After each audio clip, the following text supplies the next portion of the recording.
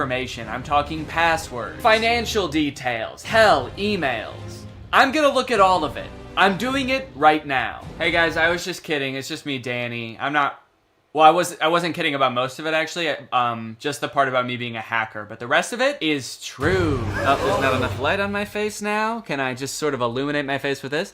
Luckily, today's sponsor, ExpressVPN, is here to help. Because ExpressVPN encrypts all of your network data with their best-in-class encryption. It would literally take a hacker using a supercomputer billions of years to crack this encryption. ExpressVPN has the fastest speeds out there. They've got 24/7 customer support, and ExpressVPN is extremely easy to use. You can fire it up and get connected with just one click. I've got ExpressVPN on every device that can have it, just to have a little bit of extra peace of mind when I'm out and about, especially on public Wi-Fi. So if you want to find out how you can get 3 months of ExpressVPN for free, then head on over to the link in the description. That's expressvpn.com/Danny Gonzalez. That's expressvpn.com/Danny Gonzalez. Thank you, ExpressVPN, so much for keeping us safe, but also sponsoring this video. Thank you to you guys for checking out ExpressVPN. When you click on the link, it really helps to support my channel, so thank you for that. All right, thank you guys for watching this video. I hope you enjoyed it. If you're new here and you're not subscribed yet, make sure you subscribe and turn on my notifications to join Greg. Greg is what I call my army here on YouTube. We are a ruthless army whose violence and terror knows no bounds. Please subscribe and turn on my notifications to join, and I will see you next time. Bye-bye. What's up, Greg? I hope you're having a great holiday season. I know I was, until I watched the new Home Alone movie. And I got sick, also. I think the movie might have given it to me, honestly. You know, guys, when you think about it, I guess it makes a lot of sense that they would make a new Home Alone movie, you know? Hollywood loves their sequels. There's sequels of sequels, and they've already made like 5 Home Alone movies, so why stop there? And sure, like, nobody has watched or even been interested in the last, like, 3, but all the more reason to make another one, you know? Sort of a comeback Home Alone movie this could be. I guess could have been, if it wasn't already out and wasn't already bad. It's a shame, man. I really liked the first 2 Home Alone movies, but then after that, nothing feels the same. And I don't know what it is about this one in particular, but watching this little kid beat the shit out of these burglars is just not as fun as it used to be. I guess I really am grown up. Oh, no, you know what it is, actually? It's not that I'm grown up. It's that instead of making the villains in this movie like cartoonishly evil burglars, they made them like a struggling middle-class family who are only breaking into this kid's house due to a misunderstanding. They're not evil. They're not trying to hurt anyone or kill anyone. They're just like a down-on-their-luck family. And this rich kid is just fucking him up at every turn, dude. This movie is insane. You know how a Home Alone movie goes. There's a kid, he gets left in his house by himself, there's robbers who try to break in, and the kid sets up a bunch of traps to try to hurt them and embarrass them. And that's exactly what happens in this movie. So you're probably wondering, who are these robbers, and why do they want to break into this kid's house so bad? So let me tell you. Pam and Jeff McKenzie are parents. They live in the same area as the main kid, Max. And the movie starts off with them having an open house. They're trying to sell their house because they're both down on their luck. One of them doesn't make very much money and the other has just lost his job. And so they're trying to sell their house to keep food on the table for their families. It's very sad. The movie sort of tries to make it into like a funny thing happening. There's like millennials that come to try to buy the house, wearing berets and scarves. You know how like millennials do. Always wearing berets and scarves, I am. The schools here are amazing. They are totally lit. And there's a lot of scenes like this in the movie that seem like they're trying to get you to empathize with this couple. In this scene, they're just talking about how they can't afford to live in this house anymore, even though they love this house and they always thought that they'd be growing old together in the house. Unfortunately, it just won't be able to become a reality for them. I always thought we'd get old and weird in this house, but we've done the math. We can't afford it on my salary alone. Yeah, but I mean, I crushed my interview with IBM. Crushed it. Crushed it. But that was 3 months ago. It's very sad. And when I watched this, I didn't know that these two were going to be the ones who were gonna have all of the booby traps happen to them. And it's kind of crazy now watching it back, being like, holy shit, just about an hour and a half from now, these two are gonna be getting maimed by a rich child.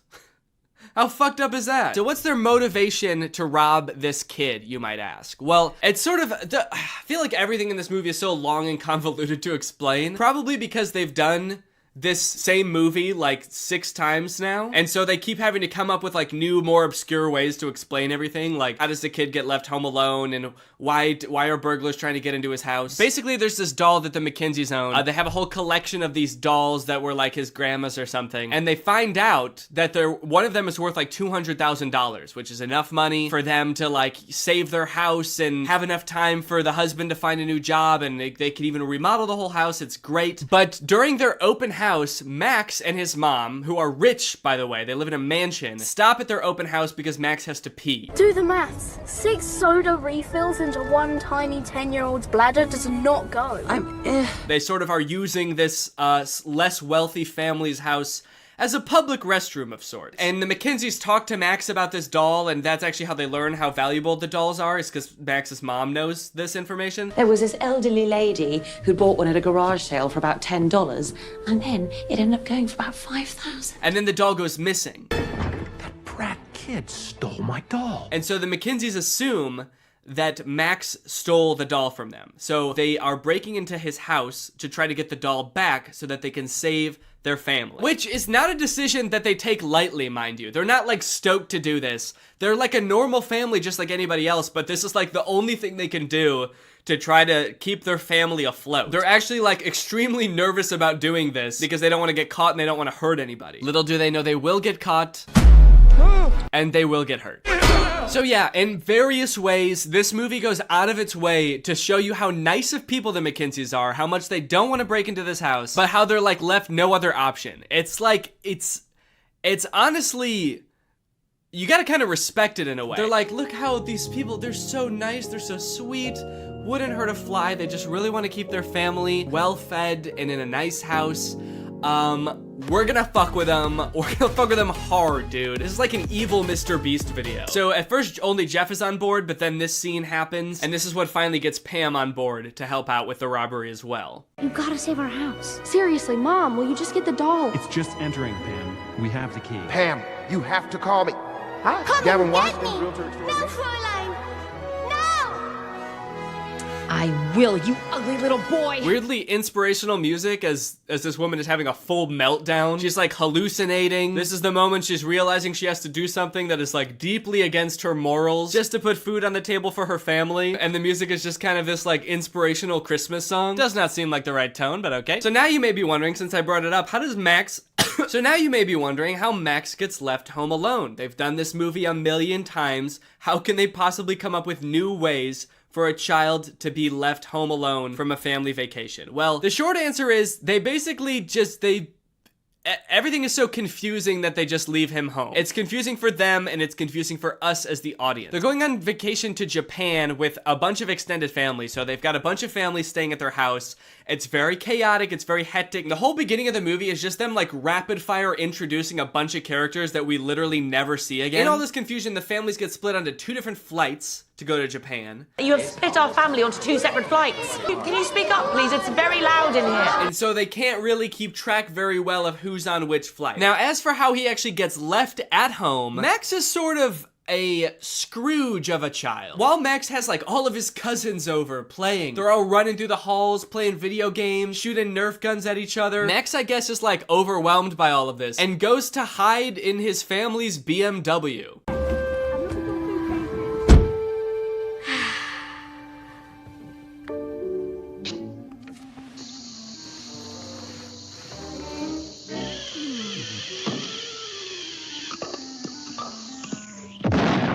There's like a random car commercial at the beginning of the movie. He leaves the ruckus of his house on the holidays to go sit in the garage in his family's BMW and watch cartoons. Mom? Dad? Seems like a weird way to advertise BMWs, honestly. I'm not sure about that product placement. BMW. For rich recluses who hate their families. Get left home alone while your family goes to Japan because you were watching Looney Tunes in your car. BMW. This kid is a weird one, man. He's like 80 years old or something. He lives in a huge ass house. He's got a bunch of cousins. He's got a million toys, probably. Seems pretty fun to me. But instead he's like, get all this fun out of my house! I hate Christmas. I'm gonna go hide in my luxury car and pass out for 12 hours. There are a lot of choices in this movie that make very little sense, and I'm still trying to figure out why they would do these things. This movie looks like weirdly cheap while also having a ton of big celebrities in it. People even I was surprised to see, even after watching a trailer, like Kenan Thompson, Pete Holmes, Ellie Kemper. They have like a ton of big names in this movie, and some of them with like really weirdly small, insignificant parts. Chris Parnell, for example, plays Uncle Stu in this movie, who we see once at the beginning, and then for the rest of the movie, he's shitting. Did Carol leave? Travel safe. What's going on? He's shitting even before we see him too. I told you to use the restroom in the coffee shop, darling. After Uncle Stu had been in there? Really? Did you see how many deviled eggs he had for lunch? And then for the rest of the movie, we only hear him through the door of the bathroom. Did somebody call the house? No, because we don't have a landline, Stu. Because he gets to Tokyo and then I guess had more bad food and is still shitting. Actually, that might be one of the funniest parts of the movie, honestly. The fact that this uncle is just pooping his brains out the entire time. That is pretty funny. And the fact that they got such like a big name to play him, and we're paying you $5 million for this role, and you're gonna be behind a door pooping your brains out, and we're never gonna see you. Is that cool? Also, Mikey Day from SNL is a priest in this movie. If you didn't look very hard, you might not even know there was a priest in this movie, let alone the fact that he was played by someone famous. If this movie was good, it would have been cool to see so many famous actors, but because it was really underwhelming, it was almost disappointing every time a new actor popped up that I recognized. I was like, oh, not you too, man. What's going on? Are you okay? Another weird choice, they threw in this line in the middle of the movie about remakes always being worse than the original. Ugh, this is garbage. I don't know why they're always trying to remake the classics. Never as good as the original. Like, yeah. Fuck you. It was like the studio being like, we know this isn't as good as the first one, but you're still gonna eat this shit up, aren't you, little piggy? Little piggy likes his Home Alone movies, doesn't he? And I did eat this shit up, alright? So I can't talk. I watched it still. I feel like with a kids movie like this, you always have to appeal to the kids, but then also throw in some good stuff for the adults in there too and make it fulfilling for them to watch. That way they'll want to, throw it on with the kids every year, right? And this movie works well enough for kids, I think. I think kids just like to watch Max make the booby traps and think, I could do that if I was like, home alone and there are people trying to rob me. I could defend myself against two adults who are trying to kidnap me. It's fun to imagine yourself as a smart little 6-year-old, even if you are a dumb little 6-year-old. But this movie, while being fun for kids, I would say is deeply saddening for adults. The second half of this movie is just watching a struggling family getting their shit rocked by a rich asshole kid. Bombs away!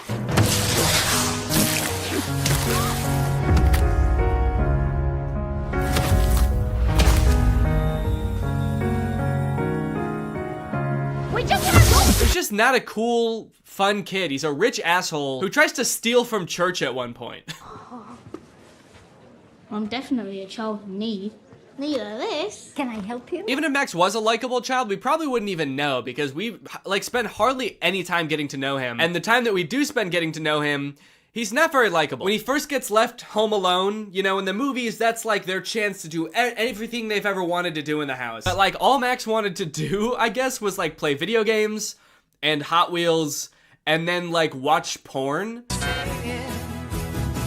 Well played, Mom and Dad. Was he trying to look at porn? We will never know. But I have to assume that that's what they wanted us to think, right? Actually, after watching this movie, I wouldn't be surprised to find out it was something like super violent. Working Family Gets a Beating compilation. No one can stop my violent urges now. Damn it. Also, during the big heist when the Mackenzies come to rob Max, he doesn't act like a kid who thinks he's going to be kidnapped should act. He acts creepy. What a kid should do, even if he set up booby traps, he should set all those up and then find a place to hide, right? Like get in a box under a box in the basement and just hide there. But not Max, dude. He is sick. Every time the mom gets like thrown across the room or a few teeth knocked out, he's always like right around the corner giggling. He's been waiting for an excuse to do this, for sure. He has been planning this for longer than it seems, I think. Speaking of which, let's talk about the traps. I think the traps in this movie might be pretty on par with the other Home Alone movies, with the exception of a few particularly grotesque ones. One, And also the, I think the makeup artist for this movie thought they were doing makeup for a horror movie. At one point, Jeff gets shot in the head with a pool ball because Max has sort of like a gun that shoots out pool balls, which I do think would kill someone. But Jeff is just kind of walking around the rest of the scene with like a giant ass bump on his head. It is horrific. Why is he doing this to us, Pam? At one point, Pam, sweet Pam, is lit on fire. This poor mother is set ablaze. She runs to the hose to try to put out the fire and it sprays her. And then for the rest of the movie, she looks insane, dude. At one point, it shows her feet as she's stepping on Legos, her bare feet. And her feet are burnt to a crisp. And the whole time I'm trying to think, what were the writers thinking during this part? You know what, man? This is gonna be even funnier because they probably don't have health insurance. So this is probably gonna be even worse for them financially than it is physically. This couple have had the worst week of their life, man. And then they just get beaten up. There's a point where after the mom gets lit on fire, she just lays down in the snow and cries.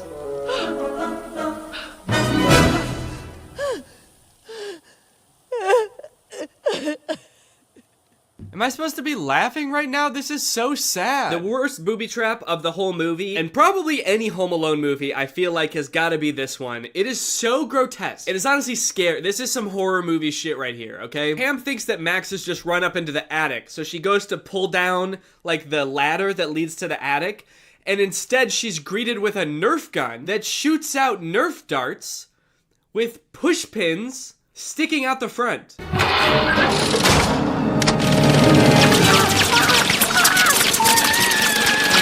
And for the rest of the entire booby trap montage, she just has these pushpin Nerf darts sticking out of her face and hands and everywhere. It is so scary. It is nasty. This movie is foul. And I gotta be honest, the whole time, I was not rooting for the kid at all. I was rooting for the couple. I'm not sure if that's how it was supposed to be, but it was not very satisfying, I will say, if it was. Maybe this was the Home Alone movie where they tried to flip it all on their head and be like, let's root for the robbers this time. But we still watched them get their asses handed to them, so I would say that it was not very fun. I especially wasn't rooting for Max the first time I watched this because we're all led to believe that he did steal their doll, their $200,000 doll. It turns out at the end of the movie that he actually didn't steal their doll, and it was all a big misunderstanding. I guess the whole thing could have been avoided if they had just kind of talked it out. But Jeff's nephew had stolen it, I guess. Kind of a weird thing to reveal at the end because it really makes you hate Max, because you're like, this kid stole from church. He also stole this extremely valuable doll from this struggling family. What the hell?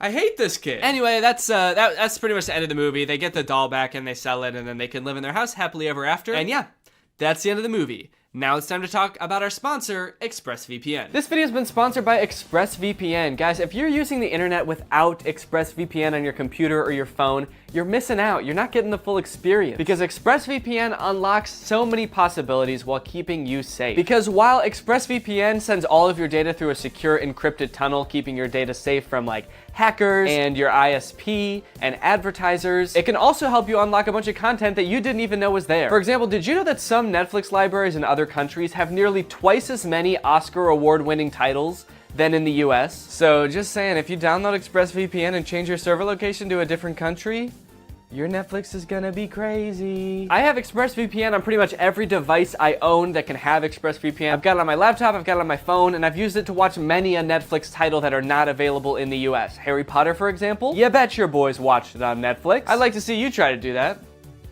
No, really, I would like to see you try to do it. I would like to see you go to expressvpn.com/Danny Gonzalez and try to do that right now. Go ahead. Like I said, ExpressVPN also protects you from your internet service provider snooping on you and basically getting to log all your data. But when you encrypt your data and reroute it through ExpressVPN servers, that makes it so they can't do that. Think about it like this. Would you rather trust ExpressVPN, a company who's explicitly trying to protect you, or would you rather just send it through the pipes? Send it through the pipes of the internet service provider that you had no choice but to sign up with because they were the only one in your neighborhood and so you just had to sign up with them? Who knows what they could be doing? You don't. They're legally allowed to sell your data to other people, so They could be doing anything with that stuff. So if you want to check out ExpressVPN and support my channel, then head on over to expressvpn.com/Danny Gonzalez to find out how you can get 3 months for free. That's expressvpn.com/Danny Gonzalez. The link will be in the description. Go ahead and click that to find out how you can get 3 months for free. Thank you to ExpressVPN for sponsoring this video, and thank you to you guys for checking out ExpressVPN. All right, thank you guys for watching this video. Sorry if it was a little short. I am ill, and I had to take breaks periodically throughout this video to have a coughing fit. So, but I'll be back. Probably won't post another video until the new year, but I'll see you guys in 2022. Thank you guys for another year of your support. I greatly appreciate it, and I want to kiss you, and bye-bye. Howdy, Greg. Apologies for the delays in posting this video. I know it's been a while. I do explain later on in the video why that is, but I wanted to really quickly announce that I have some stand-up shows coming up on December 11th at Zany's in Rosemont, Illinois. The last shows I did were so fun, so I want to do it again, and we've got some really funny comedians on the lineup. If you want tickets, the link is in the description, but if not, then just enjoy this video, guys. This one's on me. What's up, Greg? Look, we all know the handful of social media apps that are popular today. You got TikTok, Instagram, DoorDash. You guys might not think that DoorDash is very social, but I like texting with the drivers and, I don't know, trauma dumping on them. But lately I feel like something's changed. All of the popular social media apps just aren't doing it for me anymore. I'm tired of Instagram. I'm tired of TikTok. I'm banned from DoorDash. So I was just sitting here thinking, what about all of the not popular social media apps on the App Store? Surely there are more apps out there than just a handful of popular ones, right? So I just searched social media on the App Store and I found a bunch. There's an app where you can post videos and go live like TikTok, but instead of a real person, you're a customized animated character. There's an app that only has 1,000 ratings, but somehow promises everybody who uses it will go viral. There's even a social media app for UFO sightings, guys. There's a whole world of apps out there. So I downloaded a bunch of these apps and I'm going to try them out in order from the most popular one to the very least popular social media app I could find on the App Store. Starting with the most popular one, Zepeto. This is an app where you can go live, make dance videos, connect with other people, except the whole time, you are a custom animated character. This is the most popular app I'll be talking about in this video. It has 465,000 reviews on the App Store. I'm very curious to see how crazy I can make my character. Like, can I design like a Smurf? Can I go viral as Papa Smurf? All right, let's open up Zepeto and see what happens. Let's create your avatar. I mean, I'll give it to him. All these ones look cool. And I feel like that's probably the point of this, is to like kind of look cooler than you look in real life. Like you want to create the version of yourself that you wish you were. I want to create like a horrible monster that I am glad doesn't exist. Ugh, why do I feel like that actually kind of looks like me? They were like, we're going to start you off with the most basic looking person possible. You know, obviously nobody really looks like this, but you can customize it. And I'm like, no, that actually kind of looks like me. Okay, we got kind of like a swaggy Peter Griffin situation here. All right, after much deliberation, I have finally settled on a look for my little character here. Everybody take a look at this guy. Yo, look at this little freak. Blue skin, short as can be. Might be a witch? You know what? I started designing him as a joke, but I kind of really like him. He's a cute little thing. Also, I think I need to make a username. I think I'm gonna name him Baby Bug Bug. I made my profile name Baby Bug Bug and my username Baby Bug Bug. It also wants me to come up with a job. My job is Baby Bug Bug, and I made my bio, help me get to 10,000 followers so I can get back to my home planet. Some interesting Baby Bug Bug lore there. I'm trapped on Earth and they won't come pick me up unless I have 10K followers. It's a very exclusive planet. Initially, the only reason I wanted to download this app is so I could go live as some little freak. But upon entering the app, I realized you need at least 100 followers before you can go live. What? Reach 100 followers and start your Zepeto live? I can't even go live until I have 100 followers? What the heck? In hindsight, I guess that makes sense, because like, who would I be going live for if I had no followers? So I just decided to make some videos. Okay, so it looks like they have trending templates here, and so if I just click on one of these, is my character gonna do it? Look at Baby Bug Bug go! And I can change the background too? Oh, Baby Bug Bug is getting into it.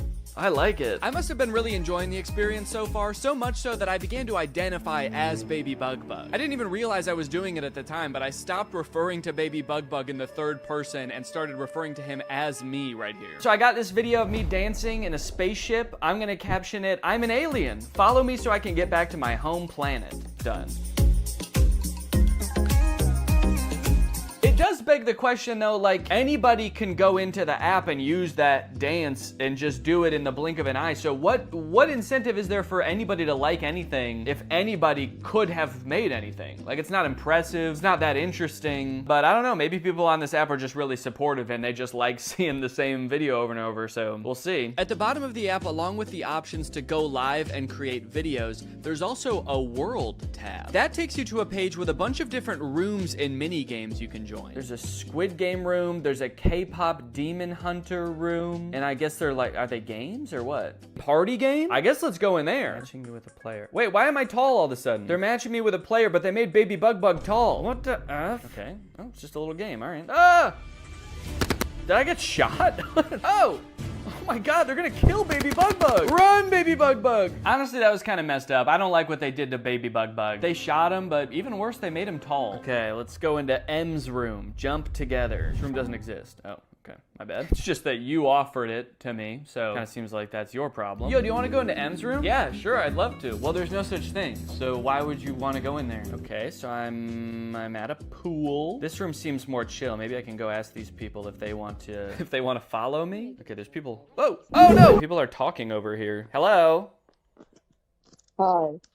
Hi, I'm Baby Bug Bug. Do you need followers? You literally have 0 followers. Yeah, I need followers so I can get back to my home planet. I'm Baby Bug Bug. I'm from a planet where you have to have 10,000 followers, otherwise they kick you out and make you go to a different planet, so. Hold on, let me just be a demon thing that my cousin wants me to be 3 seconds. Hold on. You gotta be a demon for a second? Is that what you said?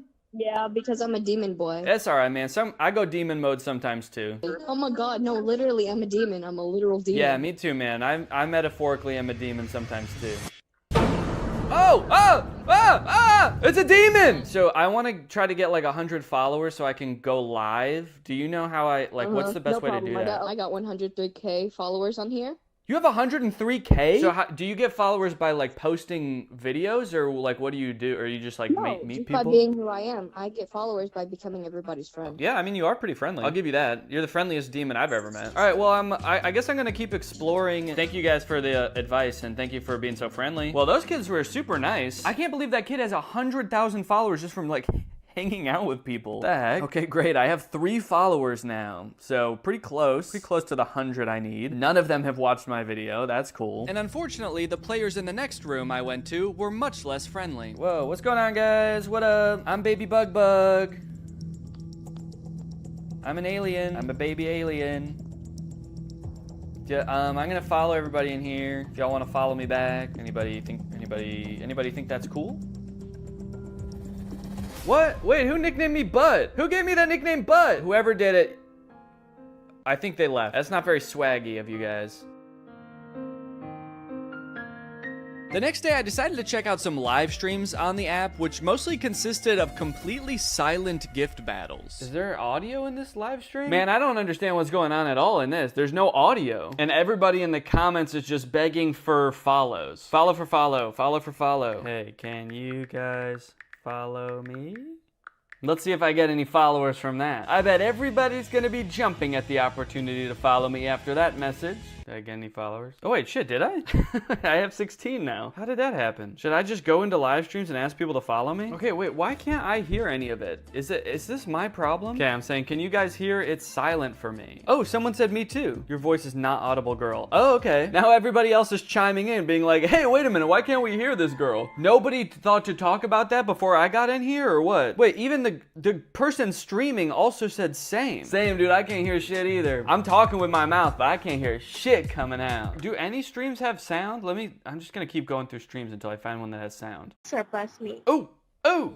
Hello, hello, hello. Finally, a stream with audio, dude. Hello. Hi, Pooja. Hello, what's up? Okay, their talking is kind of just like the same kind of discourse as the comments of just people being like, hey, hi, how's it going? Hey, hi.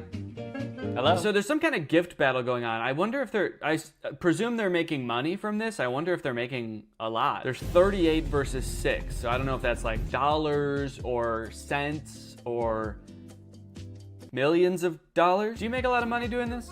Bro, I don't make any money doing this. They don't make any money doing this? It's just a gift battle, but nobody gets to keep any of the gifts? Dude, you should come over to my place for Christmas. We're doing kind of like a white elephant, but at the end we just throw all the gifts in a fire. All right, guys, well, that's about all the patience I have for this app. There's some nice people on the app. I think the real shining star is the worlds that you can go into and actually interact with other people. So if there's one redeeming quality of the app, I would say it's that. All right, next up, we got Zigazoo. With 33,000 ratings, Zigazoo is described as safe social media just for kids. And I don't know about you, but my first reaction to this concept is,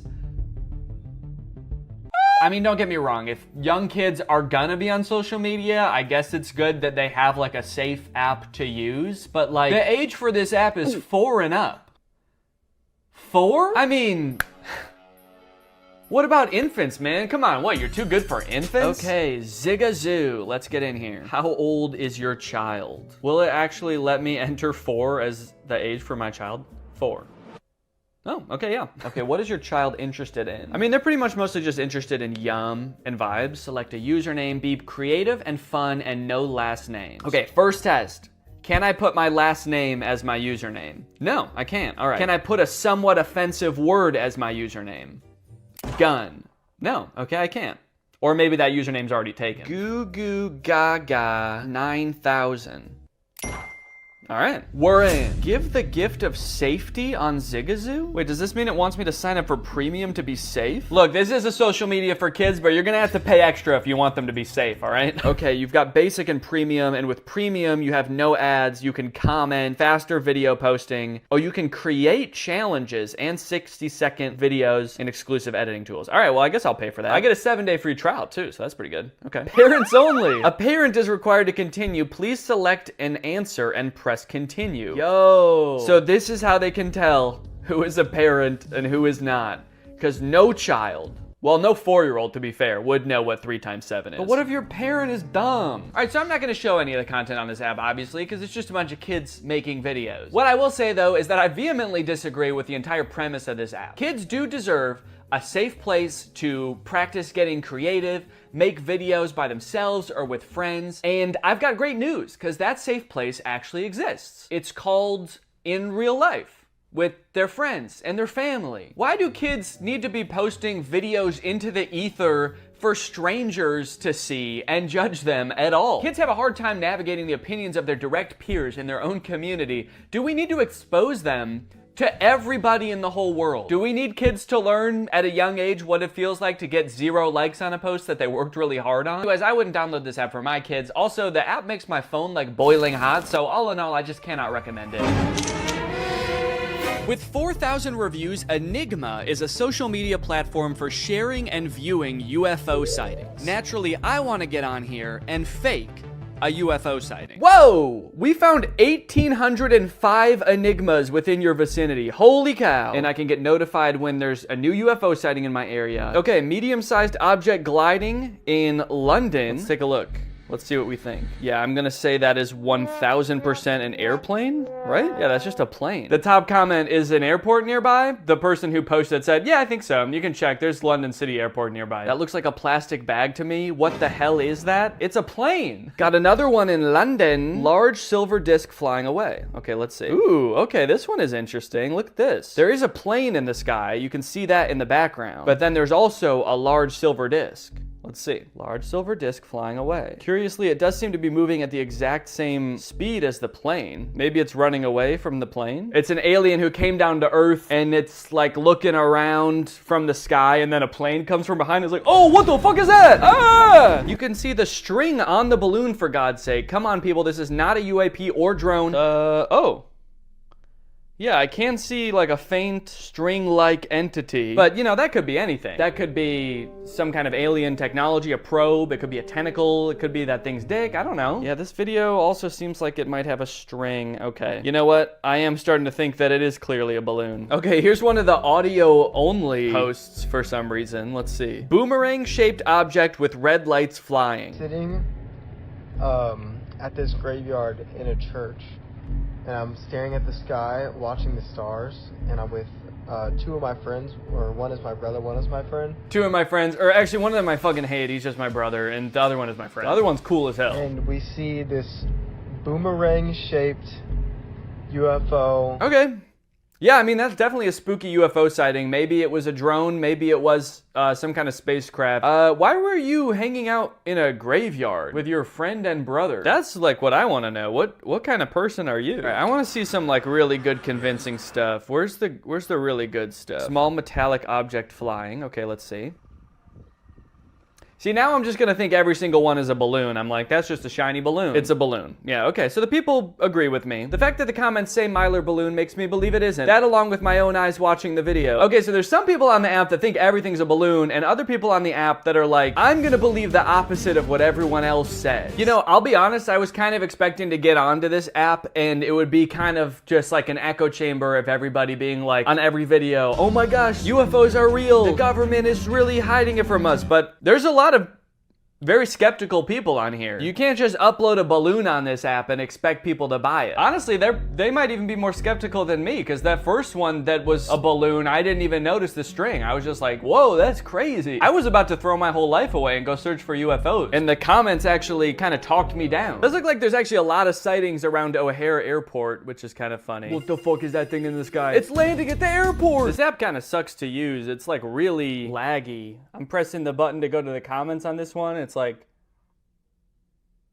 really slow. I think this app is trying to lose users. I think they have something to hide. Someone said this looks like a spot on a glass window. That's actually kind of a good idea. Maybe I'll try to upload a video of that and see what people think. Okay, I'm gonna draw a little dot right here. Oh yeah, now that looks like a spaceship. I think maybe this needs a more distinct look to it. Like maybe it needs to be more like a pill-shaped or something. That way you can tell it's not just a random schmud. Something more sinister. Oh, yo, yo, whoa, whoa, whoa, whoa! Okay, that was, I feel like that one was actually kind of convincing. Let's see. Yo, whoa, whoa, whoa, whoa! Freaking the heck out as this thing just kind of meanders gently through the sky. Yeah, this looks totally fake. I'm not even gonna pretend it looks real, but I'm just gonna post it and see what people say. And I swear to God, if they try to gaslight me into thinking it was a balloon, I know what I saw. Oh, it's under review. Under review. I wonder who reviews it. Bashar decided that your video's fake, so we're actually not gonna post it on the app. Does a physical person have to look at that and decide whether it goes up on the app? I don't know if I like that. I don't know if it's actually gonna get approved now. But good news, guys, after just a couple minutes, I got a notification that my video was approved. So I went into the app to check it out, and my video was clearly labeled denied. I don't know why they had to lie to me about it. That makes it hurt even more, but they saw right through my charade and they denied my video, guys. All right, so I went out and I created what I think is a much better UFO sighting video. Here's what I did. I went to Walmart, I found myself some shiny balls, and I took them to a field. My plan? To throw them as far as I could. So I spent a couple minutes throwing these shiny balls, and then I got home and I just edited myself out of the video. So now it looks like was taking a video of the beautiful day in the forest preserve. I didn't notice until later some object flies by. It looks like it might be spherical, question mark. It didn't make any noise, otherwise I probably would have noticed it, and it must have been pretty high up, otherwise I would have seen it while taking the video. Next. That's my story, man, and I'm sticking to it. You could torture me and I'll never give you the real one. How many objects did you see? 1. What was the shape? Sphere. Did any sensors detect the UAP? What if I was like, oh yeah, I totally forgot. I had my sonar, radar, night vision, and infrared all out, and they saw it. Are you any of the following? I am a scientist. That seems like probably the only one of these that I can pretend to be without like breaking some kind of law, so I'm gonna say that. Okay, here it goes. Finished. Let's see what happens. I'm nervous. I want to get some feedback on this one, man. I hope it actually gets on the app. And wouldn't you know it, guys, it did get approved, and it even got 2 comments. One of them said, I can't see anything. And the other person said, good catch. So after all of that, I have successfully fooled 1 person. And guys, that's just kind of the master prankster that I am. All right, this next app is one of the most curious ones yet. It's called Waveful, and it claims that you'll gain followers and views at lightning speed. You'll get unmatched engagement, and you can even make money on here. But the weird thing is this app only has 1,000 ratings. So like, where are these followers gonna come from? I mean, I guess maybe there are millions, even tens of millions of people using this app, but they're all so freaking famous now, they don't even have time to leave a review. Finally, an app where I can break through the noise and become the influencer I was born to be. And everyone else on the app is gonna be breaking through the noise too. It's almost like there's gonna be a new noise of people breaking through the noise. Well guys, take a good look, cause this is the last time you're gonna see me before I become famous beyond my wildest dreams on the Waveful app. My plan is to just make a bunch of garbage content and then make a bunch of money. Okay, it wants me to add a profile picture and a username. Well, I haven't decided on what kind of art I'm making, so I kind of just have to pick like a general name that could be cool for any genre of content. So I'm gonna go with something versatile like Swaggy Jason. I'm gonna save the profile picture for later. I'm not ready to do that yet. Just picture like a guy named Jason, but swaggy. Waveful would like to send you notifications. Actually, I don't know if I want to allow that. If I'm to believe the description of this app, it's gonna send me way too many notifications. Just millions of followers a second. Okay, select your interests. Fun is the first interest it lists. Nah, I'm not actually really interested in fun. Pretty overrated if I'm being honest. Do they have sadness and boredom on here actually? Swaggy Jason is gonna be interested in authenticity, just the concept of hobbies. No hobby in particular. When people ask Swaggy Jason, what are your hobbies? He says, my hobbies are interests. And then they say, okay, what are your interests? And he says, I'm pretty interested in hobbies. Create your first post. Select an island to add to your first post. Other members will be able to see it and welcome you. I have to create a first post right away? No, it's like if you want to be a part of this app, you have to post right now. And what does this even mean? Select an island to add to your first post. I'm guessing these are kind of like hashtags, or are these like subreddits? Kind of? Music and video. Okay, let's just do music and videos. Okay, so there's also a media gallery, so I can choose other people's images to upload. Are these all AI images as well? They kind of look like it. Man, this really does make being a creator easy. I can just post somebody else's image. Still can't tell if that's AI. And I can caption it. Whoa!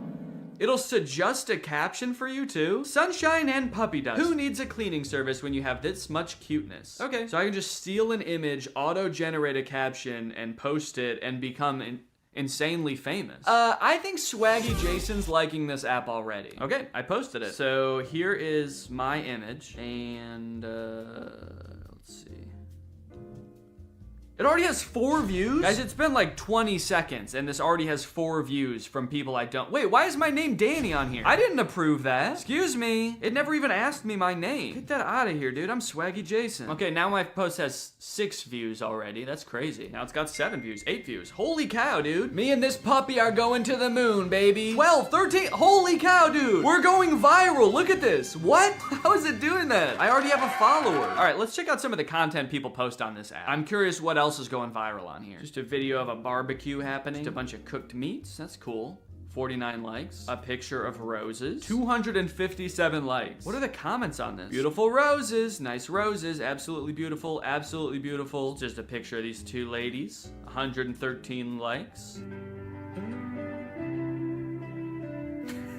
Okay, so a picture of roses had 200 likes. A picture of 2 women just standing there had 100 likes. Video of beautiful guitar playing had 28 likes. I'm not sure if I understand this app. Ooh, Ruby Doobie is now live in Pirates Cove. Let's go join. You guys want to get 100 followers a day? Hey, go into lives like this. Super like these lives. People will see that you did it and they will follow you. What is a super like? This guy is on live right now just telling everybody to go buy super likes and that will make you famous. So everybody in the comments are talking about super likes too. If you super like me, I will super like you back. Let's see who gives me super likes. It also sounds like everyone wants super likes from this guy in particular. He's acting like he's talking to like thousands of people. I just looked, there's 20 people in here. He's like, all of you won't stop begging me for super likes. It's too much. Leave me alone. There's like a dozen people in here just like, all right, man, sorry. Not trying to drive you insane.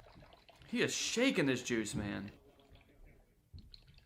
I think it's shaken up by now. Okay, so it looks like you can give regular likes, and then over here on the other side, there's super likes. And in order to do that, you have to buy them. And then I'm assuming since super likes cost money, if you send them to somebody, they get a cut of the revenue from that super like, and that's how you make money on this app. So it seems like just from my limited experience on this app, everybody is kind of trying to trick everyone else to send them super likes. Like that guy in the live stream was like, guys, if you want me to give you a super like, All you gotta do is give me super likes, all right? Why would I give you a super like when you haven't even given me 10 super likes yet? Dude, my video already has 300 views and 24 likes. People are loving this dog.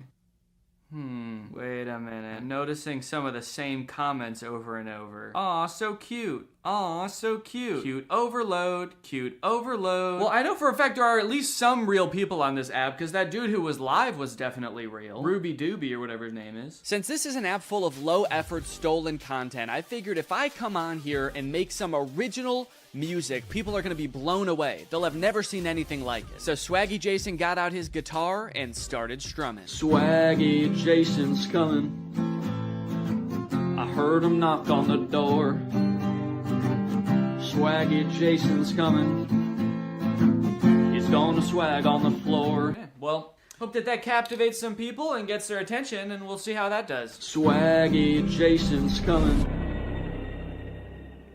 Alright, I'm officially pissed. It's been about 24 hours, and I thought by now I would surely have hundreds, if not thousands of followers. My song would have rocketed to stardom. But the video only has 30 likes and 4 comments. Now that might seem pretty good for my first, actual post ever on the app, but my real first post, just the static image of a dog, has 47 likes and 11 comments. Everybody is losing their mind over this dog, posting the same 3 comments over and over. Still not sure what's going on with that. Anyway, I do have one positive thing to report, and that's that my song did get 1 super like somehow. So even though people were far less impressed by this one in general than the dog picture, there was one person that was like, this is probably the coolest song I've ever seen. I gotta spend money on this. Also, I do have 39 followers now, which is pretty good for having only posted 2 things. I mean, I gotta say, I don't think that would really happen on any other app, so that's cool. I wanna figure out what to post next, and I'm really having to resist the urge to put a lot of effort into something that is gonna yield no rewards. Plus, I wanna see how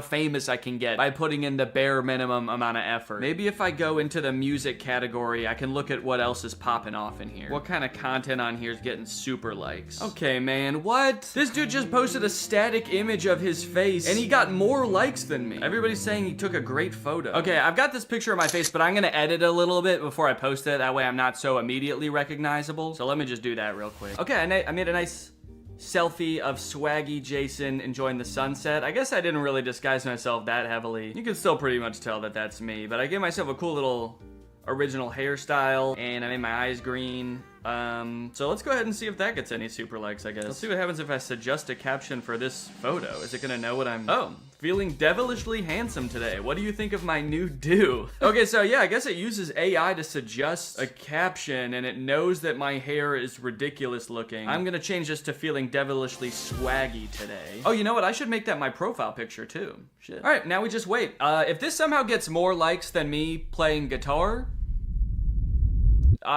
I'm gonna flip. I mean, I don't really know what I'll do. I guess I'll just delete the app and never think about it again. Oh, did it say devilishly handsome because my hair looks like horns? The AI was like, this might be Satan, actually. So from what I can tell, this music and videos island, which is basically like a subreddit, I think, is one of the most popular ones on the app. It's got 1,000 members. In this island, you can look at all posts, or you can look at best posts, which I assume are like the most liked ones in the island. And this one has 489 likes. It's a golden retriever's 15-year birthday. Doesn't seem like it has anything to do with music, really. Okay, look at this dude, Blamore the Ambassador. It looks like he is a fellow musician here on Waveful. He's got 3,000 followers, and he's actually posted some music on here that's done pretty well. Yo, and then here he is holding $3,500. Blamore holding $3,500 USD. Nobody on Waveful is like Blamore. Show Blamore some love. Posted by Blamore. Every time he posts music, it gets hundreds of likes, dude. That's how I'm trying to be. That's how Swaggy Jason is trying to be. Oh, shoot, he's live right now. Join the parlor. What does that mean? Does that mean I can talk to him? I joined. Hello? Can you hear me?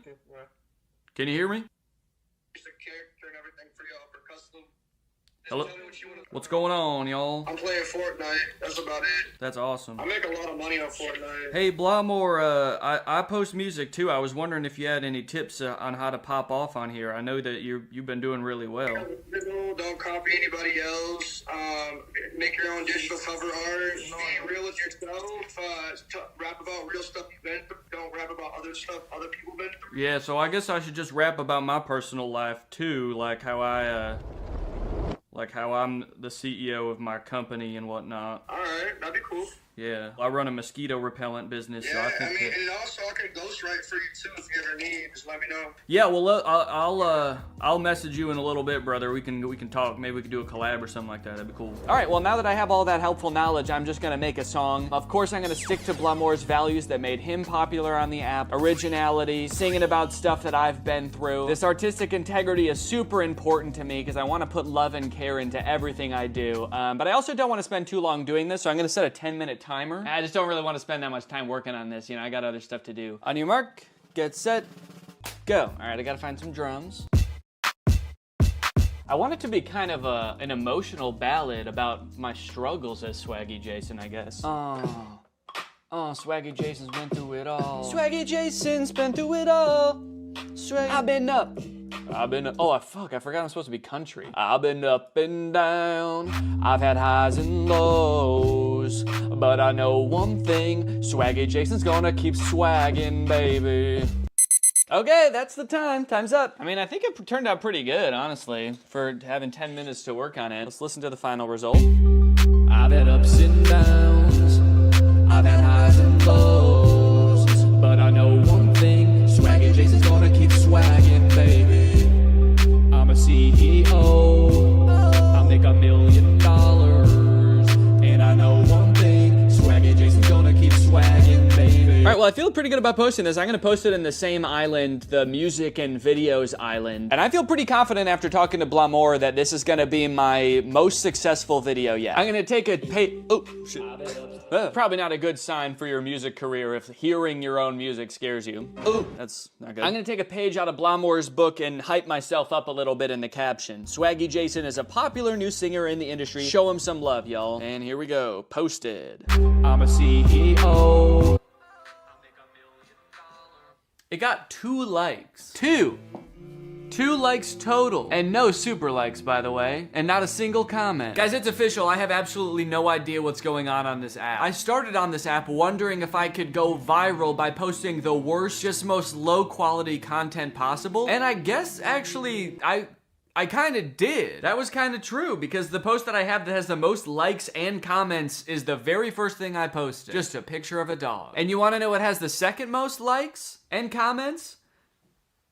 Just a picture of me. And then the thing with the least amount of likes is the song that I actually produced and made originally just for this app. Also, I did post one more selfie after this to see if I could recreate the success of the first one. But this one actually only got 2 likes also, so I don't know. Maybe I'm shadow banned on Wave. Actually, now that I think about it, remember how quickly I was gaining views on the first few videos I posted? Now look at this one, it's just frozen at 33 views. I think I actually am shadow banned. They're trying to censor Swaggy Jason. I don't know what I did wrong, Waveful. I mean, I got on here, I gave it my worst shot, I made bad music and didn't really interact with anybody. So why aren't I famous yet? Lastly, we have Clear Social. This is the fewest ratings I was able to find on any social media app on the entire App Store. As far as any of us know, only 3 people in the world have ever downloaded this app. As far as what the app actually is, I'm not really sure. The descriptions are super vague. Participate in the trendiest of trends. Right on your feed. Finally, trends on my feed. Usually I gotta go to Timbuktu to find these trends. Watch more videos, consume less data. Don't know what that means. Don't just watch, chat with your favorite creators. All 3 of them. So it kind of seems like the most generic social media app ever. However, all of its 3 ratings are 5 stars, so the people are loving it. My goal on this app might be really easy or really difficult. I guess it depends how things look once I get in there, but my goal is to try to become the most followed person on this app. I want to be the King Batch. I want to be the Mr. Beast of Clear Social. Clear Social would like to send you notifications. Absolutely. I'm gonna need to know when I'm blowing up on here. Okay, you can view reels shared by other users here. This is actually kind of weird. It's like giving me a tour of the app, and the only option is to skip the tour. There's no like next button. I don't even know where I tap, like how do I continue the tour? I feel like this app has such a low self-esteem. It's like discover hashtags and watch reels, but you probably don't care about any of that. You think I'm stupid, don't you? Looks like the first video it's showing me was maybe posted by the official Clear account, and it's got 0 likes, so that's great. That's a good sign. And you know what? I'm kind of sick of coming up with aliases and fake names on these apps. On this one, I'm just gonna be me. It's called Clear Social, you know? Maybe it's all about being transparent, being the real me. Type username. Actually, this is a good opportunity. There's so few people on this app, I could probably get a really good username. I wonder if I could just be D. Okay, sick. I got the username D. I like that it really zoomed in on my picture. It was not that zoomed in when I took it. All right, well, let's explore what videos are on my feed. Okay, we got like a cool baseball video with 0 likes. We got, whoa, a guy riding around on a motorized recliner with 0 likes. A like and 2 comments. It seems like the vast majority of videos on this app have either like 0 or 1 or 2 likes. The most followed person I've been able to find so far is this dude, Ask Dom That, and he has 13 followers. That's the most followers I've seen on this entire app, so if I could get 14 followers, then I would be the new king of this app. Even this account called Trending, which seems to be like an official Clear Social account, only has 6 followers. So there's not a ton of competition, but I guess that also means there's not a ton of people out here who are even following people. There's also this chatter section of the app, which I think is basically just like a Twitter. And it looks like nobody's even posted anything on here since July 24th, which right now is 7 days ago. And then the post before that was in May. So I don't even know if people are on this app that often. But I guess there's only one way to find out. I'm gonna try to create some posts that appeal to the widest range of people possible. Maybe I'll start out on this Twitter section. Can I just type a little chat? One thing I've learned from Mr. Beast, you gotta hype yourself up. That dude is always talking about how his chocolate is like the best chocolate in the world. We all know it's not, but that doesn't stop him from saying it and tricking 8-year-olds into thinking it. So I'm just gonna post, hey guys, I'm new here. Follow me to see some incredible stuff. Really hyping myself up here. Okay, post. After I made that post, I decided to take a break for a couple days. And when I say a couple days, I mean more like a month and a half. And when I say I decided to take a break, I mean I had a baby. So, surprise. I have 2 kids now. So I've been pretty dad-pilled the last month, not really thinking much about Clear Social. I decided to open it up for the first time today to the bitter realization that that post did not really work at all. I still only have 4 followers after all that time. So right now I'm just kind of pissed off because it's like I had that whole month, and what do I have to show for it outside of a beautiful new life entering the world? Anyway, it was time to get back into Clear Social, so I came in today with a plan. My plan to become the most followed person on Clear. There's not many people who are active on Clear. In fact, since I made that post, there have only been 6 different posts in the chatter tab, and 5 of those have been from the same person. So it kind of seemed like it was gonna be a challenge to even find active people to follow me. So what I did was make a video where I said I would be following back anybody who followed me. I posted that video, it got 0 views. Time for plan B. My second idea was to just start following a bunch of people in hopes that they would follow me back. So I scrolled down my For You page, and every video I saw, I followed the person who made it. I went to the list of people following them, and I followed all of them. Then I went to each one of those people, and all the people following them, I followed them. To the point where I think I actually am now following every single person on this app. I'm following 55 people, and I think that's everybody who's ever had any kind of interaction on this app. I followed every commenter, every follower, every poster. So if I wasn't gonna become the most followed person on the app, I will at least become the most following person on this app. And you know what? My plan kind of worked because I gained 1 follower. So now I have 5. It made me wonder, like, who are these people? How did they discover this app? This is at the very depths of the App Store. Like, I would never have heard of this app if I wasn't searching for the least popular social media app. How did these people find it? It was a mystery, to be sure, but I didn't have too much time to think about it because I was doing something else at the time. It wasn't all good news though, because while following people, I came across an account that had even more followers than the person who I thought had the most followers. This dude, Aaron, has 24 followers. I only thought I needed like 15. And it looks like I made the mistake of following him, actually. I don't want to even add to his follower count. I'm going to unfollow him. Now he's only got 23, so this is going to be a piece of cake. So there I was with 5 followers, like a 1/5 of what I needed to be the most followed person on this app.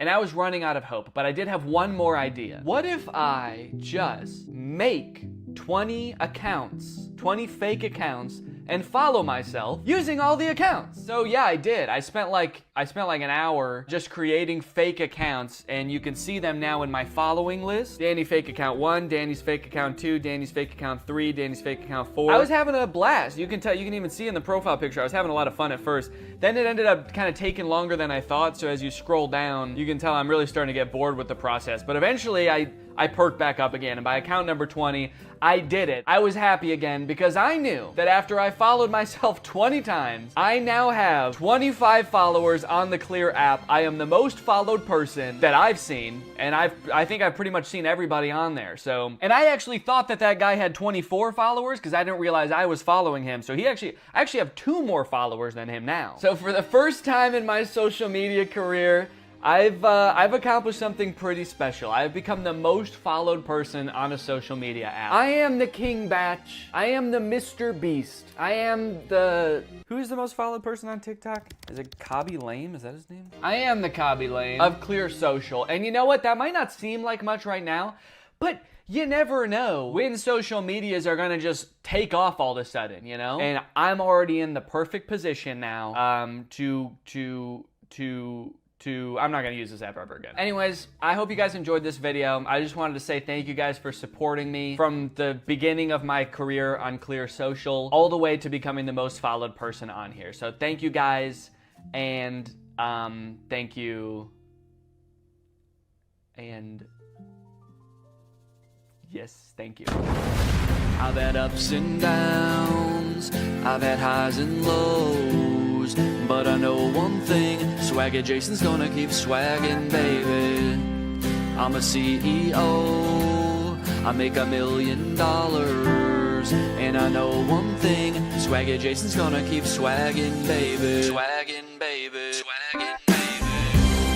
I've had ups and downs, I've had highs and lows, but I know one thing, Swagger Jason's gonna keep swagging, baby. I'm a CEO, I make $1 million, and I know one thing, Swagger Jason's gonna keep swagging, baby. What's up, Greg, and welcome back to another episode of A Grown Man Spends 20 Minutes Making Fun of a Movie for Kids. You may have noticed something a little bit different. There's a microphone in the frame. I got a new stand for my microphone, and apparently the only way I can get it like close enough to me is by having it slightly in frame. So I hope this isn't super distracting. This would be kind of a crazy way for like one of those faceless YouTubers to film videos. What's up, guys? So today we're going to be talking about Zapped. And after watching this movie, I'm starting to think that the writers of Disney Channel original movies are not capable of writing a movie that's not about a teenager trying to control the opposite sex and mold them and craft them to their liking. You got Pixel Perfect, a movie about creating like the perfect girl pop star. How to Build a Better Boy, pretty self-explanatory in the title on that one. And then you got this movie Zapped, which is about Zendaya discovering that her dog training app can actually train boys to obey. Sorry? It can train boys to obey her every command. It's not actually Zendaya. She's not playing herself. It's Zendaya's playing a character named Zoe. I think that's probably pretty clear, but I just wanted to clear that up. This movie is full of dark magic. I'm convinced of it. There's something deeply sinister going on in this movie. I don't know what it is, but I'm gonna figure it out. Let's go ahead and watch it. The movie starts out with Zendaya's character Zoe giving a maid of honor speech at her mom's wedding. She's marrying this new guy, so her family is about to be merged with his family. So it's Zendaya and her mom, and then this man and his 3 sons. So it's like a family of women mixing with a family of men, which makes a lot of sense because, as we know, women give birth to girls and men give birth to boys. First off, I just want to say how happy I am that my mom has finally found love again. She is the most giving person I know. Her speech starts off sweet, but then she immediately just starts like kind of complaining about having to live with 4 new guys because they're stinky. 4 guys and their mysterious odors that they always blame on the dog. Yeah, she sort of takes the opportunity to complain and just make her mom, I guess, like feel bad for marrying a guy. It's the happiest day of her mother's life. And also this guy, her new stepdad, is the happiest day of his life. And her speech is like, I hate my new family, my new stinky family. And this wedding will certainly ruin my life. To make matters even worse, towards the end of her speech, the boys lose control of their pet dog, who is at their wedding for some reason. They lose control of the dog, and the dog goes crazy and knocks like a chocolate fondue fountain all over Zendaya. And at this moment, I couldn't help but remember that Zendaya's character in Euphoria is supposed to be the same age as Zendaya's character in this movie, and their lives are drastically different. Throughout this movie, you will find that the characters are like super weird. They're like caricatures of people that don't exist in real life. And to show how much it's gonna suck really living with the boys, the writers of this movie decided to have the next day start with Zendaya's new stepdad screaming in the hallways, getting everybody ready for school. But then when he sees Zendaya come out of her room, he like doesn't know how to talk to her. Hey, morning, sport. I mean, hi, girl. Hi, girl. It's like, dude, you're 50. Have you never talked to a girl before? The movie then establishes why each one of the new guys that she lives with is like gross in some way. One of her little brothers is really messy. The other one's always like cooking gross stuff. Which is like a weird character trait. I get the messy younger brother, but like the gross cooking younger brother, is that a thing? Is that something I'm supposed to be able to relate to? And then the oldest of the brothers is like always frantically running around. He's like always late for something. He's really scatterbrained. My pants. Where are my pants? Where are my pants? Where are my pants? Okay, excuse me, can we just establish a few ground rules here? If you're not wearing pants, please stay out of my personal space bubble. Look, Zoe, I have morning basketball practice, and then a players meeting, and then a captain's meeting, and then even more practicing. Kind of weird to respond to a request about like not invading my personal space when you're not wearing pants by saying like, but Zoe, I've got basketball practice. Like he fully like bumps his butt on her while getting ready in his underwear, and she's like, can you not do that? And he's like, sorry, sometimes when you're busy you just gotta rub up on your stepsis in your underwear. What don't you get? I'm in many extracurricular clubs, okay? Along with moving into a new house with all these boys, she also starts attending her new school, which is the school that her brother goes to. And you know how in Disney movies there's always like the distinct cliques, like there's the popular crowd, and then there's like the stoners, but they never say stoners in the Disney movie. They're just kind of like, these are like the kids who wear jean jackets. This movie has the most insane high school posses ever. You got the skateboard boys. Okay, that's pretty normal. The next group she sees are the shirtless workout boys. And then just the straight up stinky boys, where the only like defining characteristic is that they're dirty, flea-ridden, smelly boys. You can hear like flies flying around them. What clique is this supposed to be in high school? And then there's the popular group, one of whom is also pretty stinky himself, actually. The Tripster? The Tripathon? It's me. I'm Trip. Oh. Smartphone. Oh. The movie sort of writes this off as like, well, this is just something boys do, you know? New school, you gotta kind of accept what boys come with it, you know? Boys will be boys. No, that is actually not what boys do. That is something that just one very specific boy does. It's me. I'm Trip. And he needs to be stopped. I cannot remember a single moment in high school where a boy walked up to a girl, let alone like the new girl who's already like scared and doesn't know anyone and is like, hey, I'm gonna fart in your face now. Welcome to the school, smell my ass. But it's not all bad though. She does make a friend on her very first day. And in typical Disney Channel movie fashion, she is wearing a fedora. Every Disney Channel movie has to have a token fedora blazer wearing character. But the boys here are cute, aren't they? All of them. I think we have the highest percentage of cute boys in the entire greater Westlake area. Unlike Zoe though, she actually kind of likes the boys at the school. She's like, sure, they may have their flaws, but they're pretty cute. Wow, you seem a little... Oh, boy crazy? Yeah, that's the official diagnosis. Hold up, this girl has a picture of a boy that goes to her school in her locker? Is that a thing? I remember in like middle school, girls would have pictures of like celebrity boys in their locker. Imagine seeing a picture of you in somebody else's locker. I'd feel like I was being hunted. It's weird to have his picture in your locker. It's even weirder in the movie when we find out that she also actually has pictures of him printed out on her pillows in her bed. Nope. That's scary. Imagine if they start dating, she's like FaceTiming him in bed, and she like accidentally tilts the camera a little bit to the side, and he just sees his own face next to her. Wait, what was that? Is that me? Of course, Zoe does have a love interest in this movie, and he is introduced early on. It's this guy. Every boy in the movie is depicted in a negative light except this guy, because this guy, he's not like other guys. Mr. Kale, pay attention. There will be a quiz. On the praying mantis? Sphodromantis viridis, carnivorous member of the phylum Arthropoda, class Insecta. Wow, he really is different than all the other guys. He knows about praying mantises. Most guys around this school don't know shit about bugs. Yeah, the movie really seems to depict this guy as like the way that guys should be. Guys shouldn't be stinky and messy, okay? Guys should wear beanie and sunglasses and know shit about bugs and be 35. I know I talk about this in like every Disney Channel original movie video that I make, but this guy literally looks like he's 30. Maybe he was held back for being too cool or not not being stinky enough. That seems to be a requirement at the school. He went on stage to accept his diploma and they shook his hand and they were like, wait a minute, why isn't your hand sticky? Actually, there's no flies flying around you. Get out of here, dude. Back to freshman year. No wonder you do the silent lone wolf sunglass rebel thing. Oh, it's pancake mishap this morning. No, I'm not looking at that. Okay, well then what are you looking at? I'm looking at you. Creepy. Stops in the middle of the hallway just to stare her down. I think I've got you figured out. Oh, really?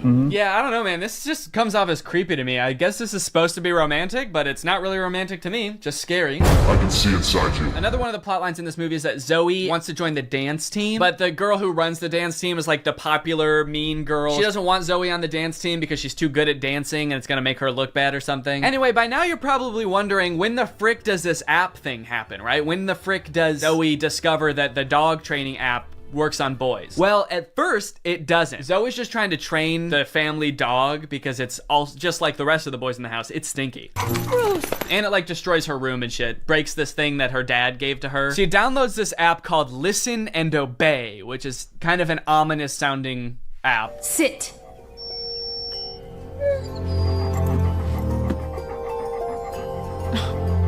Shake. Right away, this app is already clearly cursed with dark magic, right? And the dog can even tell too, because you know what the dog does the second he realizes what's going on? He grabs her phone and runs off with it and tries to destroy it, presumably to break the curse. And then what happens next is honestly the most confusing part of the movie, okay? So the dog drops the phone in the bath. Her brother gets it out and tries to swing it around to get the water out of it. It flies out the window, swings around a satellite dish, slides down a solar panel, and lands in dog food. And from here on out, that app is now able to control boys. Any man or boy this app can control against their will. Sit. And at first, while watching this movie, I didn't even think it was that weird. I didn't even give it a second thought. I was just like, okay, yeah, so something magical happened and now it can control boys. That makes sense. But like, what? What happened to the phone? I don't understand how solar panels and satellite dish changes the app from dog-based to man-based. Like, you'd think at the very least something having to do with like men would happen to the phone. Like the phone lands in like a bucket of buffalo wings or like flies through a football field. I'm just curious to know if that fucked up other apps on the phone or if it's just the dog training app. Now, whenever a boy likes one of my tweets, he goes into a coma for 3 years. And don't even get me started on the weather app, because every time I check that, boys start falling from the sky. Anyway, let's just say now that she's got the ability to control boys, she has a little bit of fun. Boys are acting weird. Dude, he farted twice in midair in such rapid succession. They added in 2 fart sound effects. Kind of impressive. I'm trying to imagine how she's gonna use the app to get herself out of this one. Stop farting. Take it back. Take the fart back. Suck it back up into your ass. Oh, how am I doing this? But no, she just uses the app to utterly humiliate him in front of his friends. Go to the bathroom. Oh, wait, no, not here. I'm still confused about some of these clicks, by the way. Like, what are these nerdy kids supposed to be? Look at this kid in the green sweater. How he acts when nobody high-fives him. What is that acting? I guess your dog app doesn't work on girls. Maybe because girls aren't dog-like enough. They're too catty. Ah, that's funny. Girls are catty. What the fuck does that mean? Boys are dog-like? What the hell? I mean, I guess in this universe they kind of are. They're like flea-ridden, mangy boys. Why do we smell like we smell? So pretty much like the majority of this movie is just Zoe using the app to like get what she wants and make all the boys at the school act exactly how she wants them to. She turns the skater boys into gentlemen. She goes up to the nerdy gamer kids and tells them to like go do yoga instead of playing video games. Let's go do some yoga. And her brothers, dude, don't even get me started on what she does to her poor brothers. I'm taking the brothers' side, all right? They did nothing wrong. Her poor brothers were just living their lives until Zoe moved in and tries to fix them. Be clean. Holy moly, see it's filthy in here. Her messy brother she tells to be more clean, which turns him into this like hyper hygienic husk of his former self. I need a sponge and soap and paper towels and a power washer. For the rest of the movie, he's literally he's scrubbing everything frantically in a panic. Anytime there's a mess, he's like, I gotta clean it up. She tells the gross cooking boy to cook less gross stuff. Start making less gross food. So he's like cooking 5-star meals for the rest of the movie. And then the oldest brother, she tells him to be more focused. Be focused.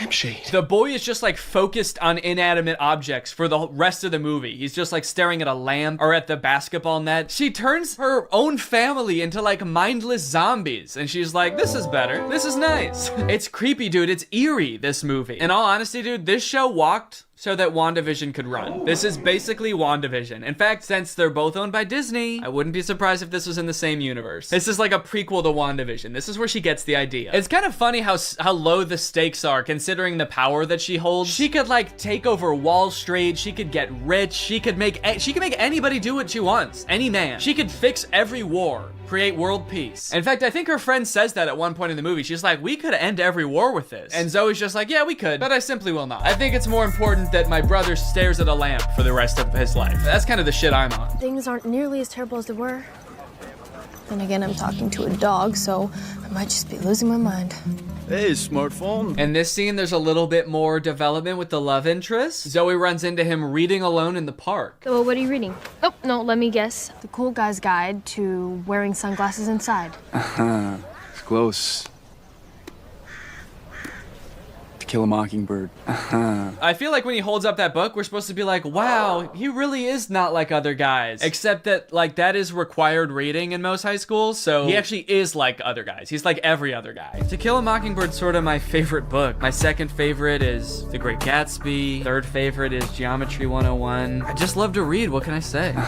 Eventually, things start to get a little crazy at school, and Zoe realizes that she probably shouldn't be controlling people like this anymore. People are getting into fights and stuff because the new cliques at school are just like not meshing well. So Zoe's like, all right, I'll just make them stop. And she tells the app to stop. And then of course, everybody just stands still and freezes. And so she's like, oh no, I can't reverse the commands. If I tell them to stop, they're just gonna literally stop. And so then like many more days go by and she's just like, well, I guess I can never reverse the thing. And it's like, well, what if you just said, hey, ignore all the commands I gave you, instead of just saying stop and being like, oh, it didn't work. The movie continues to get even more dark to like a startling point. There's a creepy ass scene where the whole JV dance team wants to resign because they don't like dancing anymore. And Zoe's like, how about I use the app to make you dance instead? And so there's just a scene of them all like sadly dancing because their hearts aren't in it, but they are being like physically forced to dance. And the movie even goes so far as to make Zoe force the love interest to kiss her with the app. Kiss me.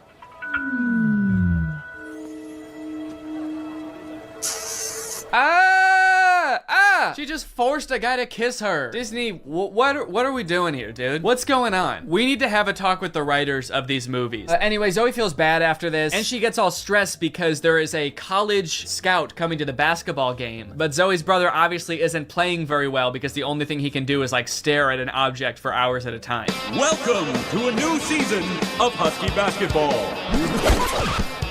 The Huskies have been struggling with practice, and there's a college scout in the stands. So tonight's game could be a nail-biter. I like that the scout is writing stuff before the game even starts. What do you think he's writing? Ball round, court shiny, boys stinky. Just as the beginning of the movie made no sense, the ending also makes no sense. The phone falls into the wrong hands. The popular girl figures out that Zoe is using it to control people. I don't know how she figures it out. She just like sees Zoe holding it during dance practice and she's like, she's holding her phone while dancing? She must be using mind control. I gotta get that phone. Anyway, she steals the phone. At the basketball game, she just like starts making everybody obey her every command. Bow down to me. In order to get the phone back, Zoe's like, how about I just do whatever you want? I'll do anything you want. Just say the command. Hands. And then this happens. Roll over.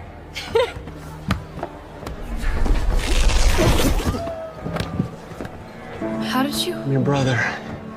We stick together. Sorry, what? He just broke the curse. Like, the spell that everyone is under, he just, like, got up and he's like, I'll do it with you, I'm your brother. Don't worry about it. It's like, I'm sorry, that's what breaks the curse? Being a brother? Being her brother? And then eventually, like, her whole family is able to resist the app and get on the ground with her and start doing it, and it embarrasses the popular girl. And they, like, the only explanation for it is this. Why isn't this working?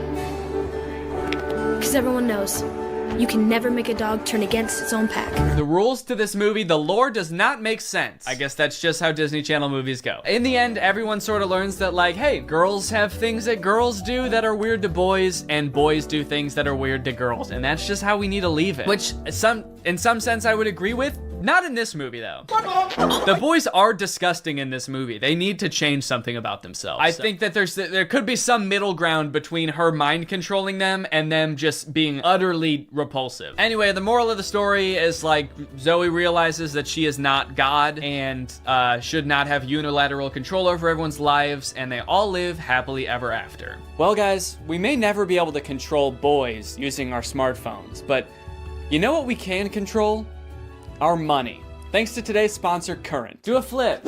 Do a backflip. Sit. Speak. I love you, Father. Good boy. That's right, guys. Today's video has been sponsored by Current. Current is the future of mobile banking. You guys have heard me talk about how awesome Current is before, how flexible they are, how transparent they are with things like no hidden fees. But today, I've got something new to talk about, and that's interest. Because Current just launched a new feature called Interest where you can earn 4% APY on your money. That's 4% for your money literally just sitting there. That's right, you don't gotta be throwing money at the stock market or buying NFTs and investing in cryptocurrency to get some return on your money. With Current's interest feature, you literally just get 4% for your money just sitting there. And as if that's not already enough reason to start using Current, I am once again going to be giving away $5,000 with Current's help. So go ahead, download Current, make an account, use the code DANNYINTEREST for a chance to win, and so you don't miss out on that 4%. Signing up for Current is totally free to do. You can do it right now. So honestly, there's really no reason not to. All right, well, thank you to Current for sponsoring this video, and thank you to you guys for checking out Current. They've been a long-time sponsor of the channel. They've helped me do some amazing things, so make sure you check them out, and goodbye. Bye.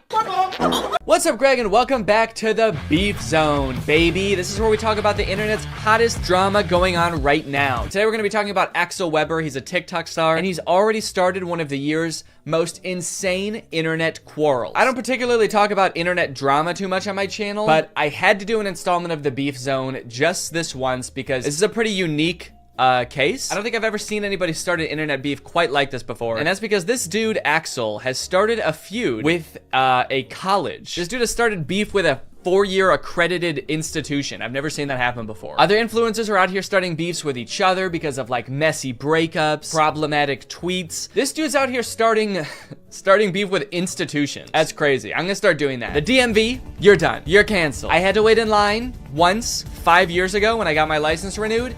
You're done. Everybody go harass the DMV now, please. No, don't actually do that. This dude, Axel Weber, he's a very popular TikToker. He's got 3.9 million followers. He is, okay.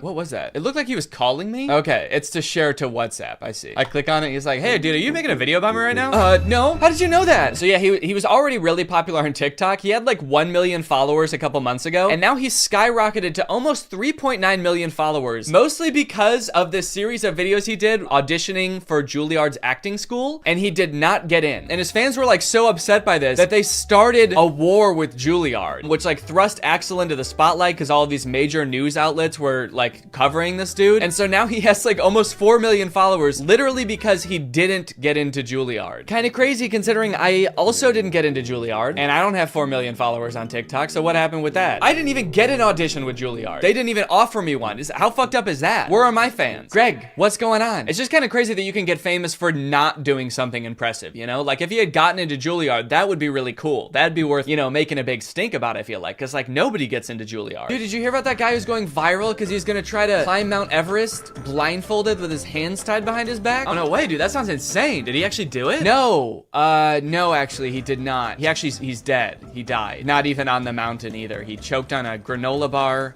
on the flight to Mount Everest. And he's going viral? Yeah, dude, his funeral has 800 million likes. So I feel like to fully appreciate this story, we kind of have to go back to the beginning where it all began. So in December of 2021, just about a month ago, Axel had just moved to New York. He's pursuing acting. He's making a bunch of TikToks about living in the world's smallest apartment, and he has just hit 1 million followers on TikTok. Hi, we just hit 1 million on TikTok. Come on. I can see why he had followers to begin with. He's like a charismatic guy. I'm sure people think he's handsome. He's got personality. He does his little dancey dance. Look at him go. But little did Axel know at the time that one Juilliard audition would change his life forever. And not because he did a good job, but because he did so bad that it changed his life forever. Dear Axel, on behalf of the Juilliard division, thank you for your interest in our program and for sharing your talent with the faculty during the initial audition. As you are already aware, due to our callback process, you are no longer under consideration for admission for fall 2022. It sounds like he already knew he wasn't getting in. It's kind of fucked up that they even sent him the letter. You already know this because we didn't give you a callback after your audition, but just so you know, you're still not accepted to Juilliard. You still did a really bad job. There's no chance of you getting in here. How many times do they have to tell him he didn't get into Juilliard? Damn. They just send him a letter every year. Dear Axel, as you may have guessed, as you are 2 years into going to a completely different school for a completely different degree, you did not get into Juilliard. Your audition was very bad, Axel. You ruined your chances of an acting career, Axel. Over the past 2 years, we have been telling every casting director and pretty much everyone who works in the industry how bad your audition was. We've had a lot of time to destroy your career, Axel, and we've done it. So it's a pretty sad video of him not getting into his dream school. I definitely feel for him, and a lot of other people did too. So basically what happened after that is a bunch of people started rallying to support him. You had like all of his own fans commenting, being like, fuck Juilliard, dude, you don't need Juilliard. Even some celebrities weighed in. Hello, Axel. Hi, Charlie. I replied to your video, but I figured I'd do a video message as well. Appreciate it. Not only did I not get into Juilliard, but I didn't get into 5 of these prestigious schools that I wanted to get into that I thought could better my career. Don't believe it. And while I do think school is great, and I did end up going to Berkeley, a prestigious conservatory for the arts is not going to be the thing that defines your career as an actor. Ooh. Honestly, I mean, it's a sweet sentiment, and I agree with the message. You know, not every famous actor went to a super prestigious school like Juilliard to learn how to act. You know, some just had rich parents, and so that's how they got into it. Lucky for him, I feel like he seems to like Charlie Puth. I feel like this video would not be nearly as impactful if it was like some guy that Axel does not care about. There's a video of Vanilla Ice being like, take it from me, Vanilla Ice. I didn't get into Juilliard either, but that didn't stop me from becoming the 20th most famous person for 1 month in 1995 and then slowly slipping into obscurity for the rest of my life. Axel's like, oh, thanks, dude. Does anyone else want to chime in? Did anyone else not get into Juilliard? Someone with like a lifelong body of work, someone with a really impressive career. It wasn't just like celebrities reaching out to Axel either. There were like different organizations being like, hey, you don't need Juilliard, dude. Come work with us and we'll get you to where you want to be in your career. I didn't get into Juilliard. We know that. And I did get another letter to prove it. This is the 17th one they've sent me now. But I did get a modeling contract with one of the largest agencies in the world. So I am a little confused about how this happened or why Axel seems to be so like excited about it. It does seem to be like totally unrelated to what he said his dream was. I thought he wanted to be an actor and go to a prestigious acting school. Like, does he even want to be a model? I don't know if he's ever mentioned it before. I watched a few of his TikToks from like before that, and it seemed like he really wanted to be an actor. It's like a totally different industry. All right, guys, you know that my dream of becoming a professional actor didn't work out, but I am still gonna be working in the industry, it turns out. I got a job at a movie theater. I think I may be able to work my way up from there. I think you'll be seeing me on the big screen real soon. It's just weird to see him going from not getting into a school that he wasn't qualified for to getting a job that it seems like he is even less qualified for, because I assume he at least had some sort of like acting prowess or like did some sort of acting before he started applying to acting schools. But modeling, it's like he didn't even want to do that before. Not only did he get a modeling job out of getting rejected from Juilliard, he also got a New York Times article. We just made the New York Times. When Axel Weber was rejected from Juilliard, the internet stepped in. The article is basically covering how all of Axel's fans flooded the Juilliard Instagram account to like lambast them in the comments, which to be fair, Axel does say like, don't do that. More than anything, we cannot bash Juilliard though. They're just doing their job. I don't want to lead you into thinking that Axel like actively encouraged this and like caused this to happen. Like he was like, fuck Juilliard. Everybody ripped them to shreds in the comments, but his videos did unintentionally have that consequence. And it's pretty crazy to read some of the comments that people have left on Juilliard's Juilliard's Instagram account. Let's take a look at some of them. Their most recent posts have like 0 comments, 1 comment, 6 comments. Let's go to around the time this Axel Weber drama was going on. 1,000 comments, 2,000 comments, 18,000 comments. 18,000? Dude, what were people saying? Let my boy Axel in, he deserves better. Let Axel in! Get my boy in. My dog died on campus and they tied me up and made me eat it. Doesn't have anything to do with Axel. Dude is just straight up slandering this university because his boy didn't get in. Don't worry, Axel. You should be glad you didn't get in there. All right? They made me eat my pet. You're gonna regret it when that man wins an Oscar. I honestly don't even think that they would regret it if he, like, ended up having a successful acting career. They really only care about the people they did admit having successful acting careers. In general, I've seen a lot of comments that have the same tone of, like, I bet Juilliard wishes they never rejected my man. And it's like, yeah. Probably, but I don't think it's for the reason you think. I don't think it's like the dean's office that are like, oh, we should have never said no. He's so talented. Look at him on TikTok doing his little dancey dance. He's wearing a sweater. He's modeling. Oh, what we could have had. No, it's not them, dude. It's the poor like 20-year-old marketing intern that runs the Juilliard school Instagram account. It's the person who keeps getting notifications on their phone saying like, let Axel in. New Instagram comment? Let Axel in. They're the one that's probably like, Jesus Christ, couldn't they just fucking accept this kid? I really like this comment. Let him in, you dogs. L school. Juilliard does not care, all right? They do not care that they have 18,000 comments on one post. The headmaster of Juilliard, what is it? What is like the person who is in charge called? Is it the dean? The headmaster? The principal? I went to college. I don't know why the president. We had a president of our school. I don't think the president is reading these comments being like, L school. Oh, classes are canceled today. Go home. Everyone go home. It's also like, whoa, dude, don't start insulting the kid's dream school. You're not really rooting for him if you're like, oh, you wanted to go to that L school, Axel? That decrepit excuse for a school run by dogs? I definitely feel bad for whatever school he applies to next if he ever tries to apply for college again. When they get that application, they're just gonna like start sweating immediately. All right, who's next on the list of applicants? All right.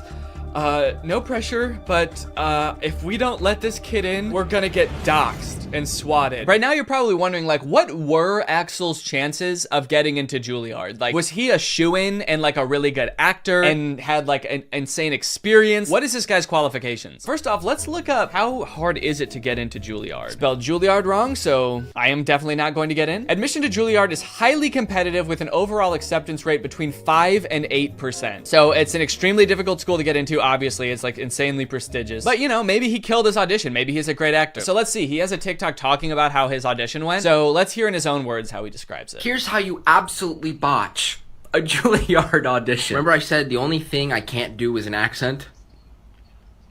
I did an accent. I couldn't help it. I just Oberon and make him smile. It just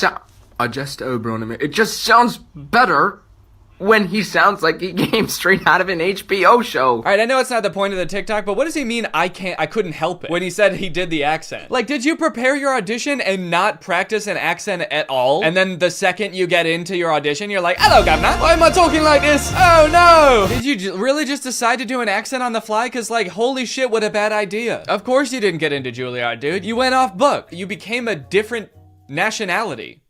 Live. The guy gave me absolutely no reaction. He just stared right into my soul. I feel like that's kind of how auditions go, though. If you do a really great job, they're not supposed to be like, like right off the bat. I think they're supposed to play it cool because they can't like make you think you got the part just in case, you know, someone even better comes in and then they have to give it to that person. And what reaction was he expecting? Guys, I don't think my audition went very well. The admissions director didn't even come. He just said, thanks, that'll be all. You know what he should have done if he wanted to impress them? He should have came into the audition speaking in a British accent, and then when he was actually reading his monologue, switched to his regular American accent. They would have been blown away. I have an audition for Juilliard, January 9th. I have to learn some Shakespeare. Never even read Hamlet. I jest to Oberon and make him smile when I a fat and bean-fed horse beguile, neighing in likeness of a filly foal, and sometimes I lurk in a gossip's bowl. I don't understand what's happening. Not that I really think that this made a difference, but just a word of advice. If you're applying for a college, I wouldn't post on your like public social media something about like the application process or the audition process being like, I don't know what the fuck this means. This shit's dumb, dude. Shakespeare sounds like an idiot, man. It's also weird that like After all of these videos of him being like, I don't know what the fuck Shakespeare is, and him being like, I randomly did an accent at the audition, that all of his fans still have his back. And they're still like, you deserve to get into Juilliard. Don't worry, we'll take it from here. We're gonna get you into Juilliard. We're gonna storm Juilliard for you, buddy. Don't worry. Anything to get you in. All of this brings up a bigger topic of like, why are people so invested in this guy getting into Juilliard? This guy who like has literally shown no prowess, no acting prowess whatsoever. He's been like, I botched my audition.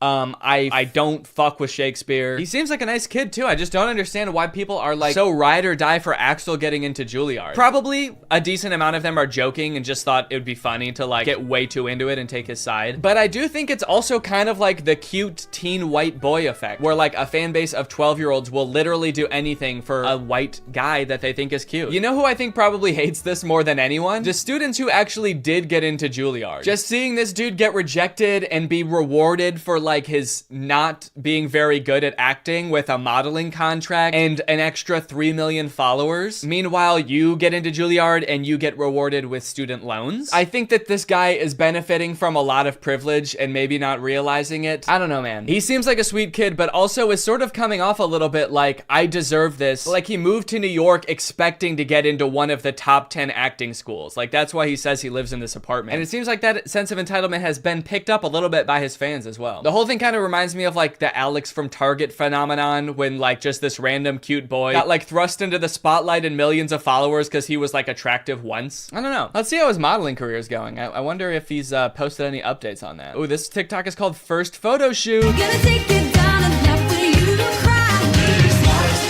He's a natural. All right. All right, well, that's pretty much the whole Axel Weber thing. It seems like he's doing good now. He's got his modeling career going, and I guess we'll be seeing him on the cover of Vogue pretty soon. Hopefully you guys enjoyed this video. If you do and you're new here, make sure you subscribe and turn on my notifications to join Greg. I'll see you guys next time. Bye. Yeah! This is for anyone that said I wouldn't be nothing. Said I wouldn't make it. Get ready to eat your words. Cause I got news for you haters. I ghosted Kevin Jonas, not responding to his text. I'm too busy getting checks. You're impressed, cause I ghosted Kevin Jonas. This is true. I'm not even trying to flex, but he's probably so perplexed. Yeah, he's stressed, cause I ghosted Kevin Jonas. The year was 2015, all on Vine, I'm doing my thing. Get a DM, who could that be? It's Kevin Jonas. Ask me, can I help out with something? He sends me his phone number, dude, I'm jumping, I'm excited. He says I started signing musicians with me a while back. I've got a client working on a music vid for a track. I'm trying to get a couple Viners to help, it would be bomb if you could just record a clip of you lip-syncing the song. And I didn't respond, yeah, school got in the way, I completely forgot. Realized a few weeks later that I ruined my shot. And it's probably too late for me to reach out to him now. So that's how I ghosted Kevin Jonas. Mom, I made it. Not responding to his text. I'm too busy getting checks. You're impressed, cause I ghosted Kevin Jonas. I'm not even trying to flex, but he's probably so perplexed. Yeah, he's stressed, cause I ghosted Kevin Jonas. They said I'd never be someone, look at me now. Ghosting Kevin Jonas, making mama proud. Even now it's probably still haunting him, wondering when I'm gonna respond to him. But I'm not surprised. When I see him on TV, I still see pain in his eyes. Kevin, if you're out there, I'm sorry for being a dick. And this might not make you feel better, but I wish it was this. I ghosted Kevin Jonas, not responding to his text. I'm too busy getting checks. You're impressed, cause I ghosted Kevin Jonas. I'm not even trying to flex, but he's probably so perplexed. Yeah, he's stressed, cause I ghosted Kevin Jonas. 800 new texts from Kevin Jonas. Hey, but it's been 7 years, I'm starting to think you don't like me, haha. Just kidding, but seriously, what the hell? You can tell me to fuck off, I won't care. You son of a bitch, I trusted you. I ghosted Kevin Jonas. I ghosted Kevin Jonas, not responding to his text. I'm too busy getting checks. You're impressed, cause I ghosted Kevin Jonas. This is true. I'm not even trying to flex, but he's probably so perplexed. Yeah, he's stressed, cause I ghosted Kevin Jonas. What's up, Greg? I hope you're having a great day. Today, I have a very special video for you guys because I am joined by Chad. Hey. Chad is waving, and she's dancing, and she's so happy to be here. I actually can't see her because of the way that this call works, so. I think you're gonna be shocked at the dance moves that I just pulled. I practiced them before I came on here. That makes sense. And if they're not, I'll just edit them so that they are really cool. Okay, well that won't be necessary, but okay. If you feel like you need to do that. I do. Okay. Well, I'm gonna go. Chad, I've got a really exciting video topic for us today. Have you ever seen this account? It's called Fabiosa Animation. Well, I'm still looking at your Audacity. What? So, yeah, I have seen this before, actually. Oh, God, no. Can you see Fabiosa Animation now? My fiance married my sister. Yeah. Okay. Yay. You have a lot of bookmarks. What, these? Those. Are you impressed? No, I'm stressed. They're important. You never know. I might have to, like, get some royalty-free music really quick or go to therapy. Doctor. This is a mood, honestly. Well, thank you for totally lambasting my desktop setup here. You're welcome. That's what I came to do. Yep, and now you can go. Okay.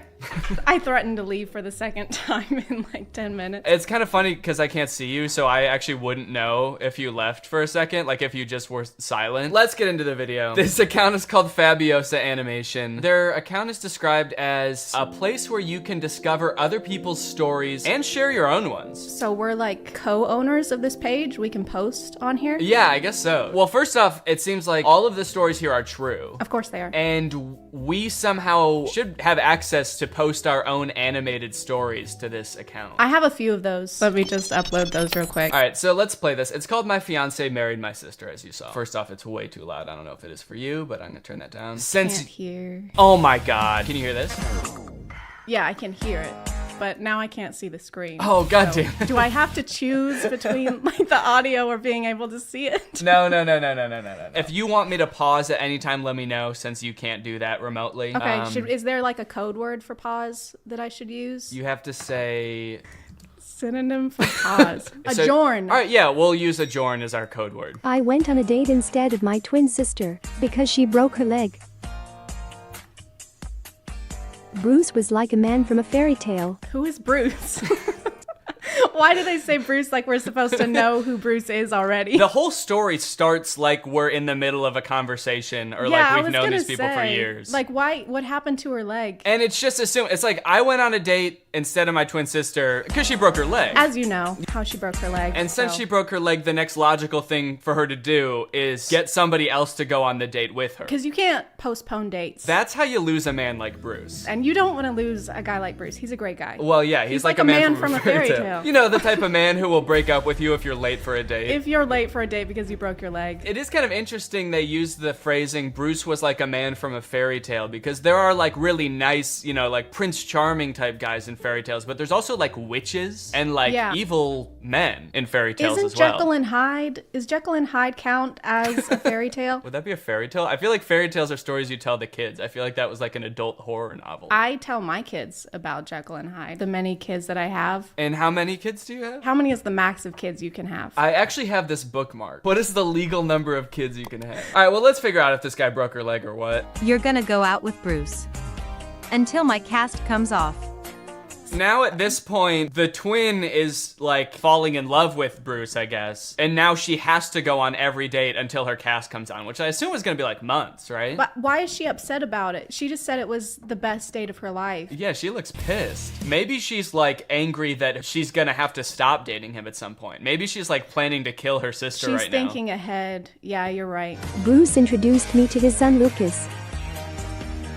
Lucas never spoke after his mom died. The music in these is also like a little bit too like peppy and... Yeah, it's a little too happy. Lucas never spoke after his mom died. Lucas was a deeply troubled child, and I'm like banging my head over here. Is horrifically traumatized.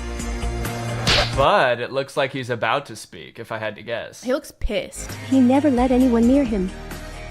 She's pretty near him. Adjourn. She's pretty near him. Adjourn. She's near him. She's near Lucas. Adjourn. Do you think we should just play this on like 1.5 speed? Yeah, I hope you can read fast. I managed to get through to the lonely little boy. The little lonely boy. Oh, the little lonely boy. We can't mix those two up. All right, let's see how good the music is at 1.5 playback speed.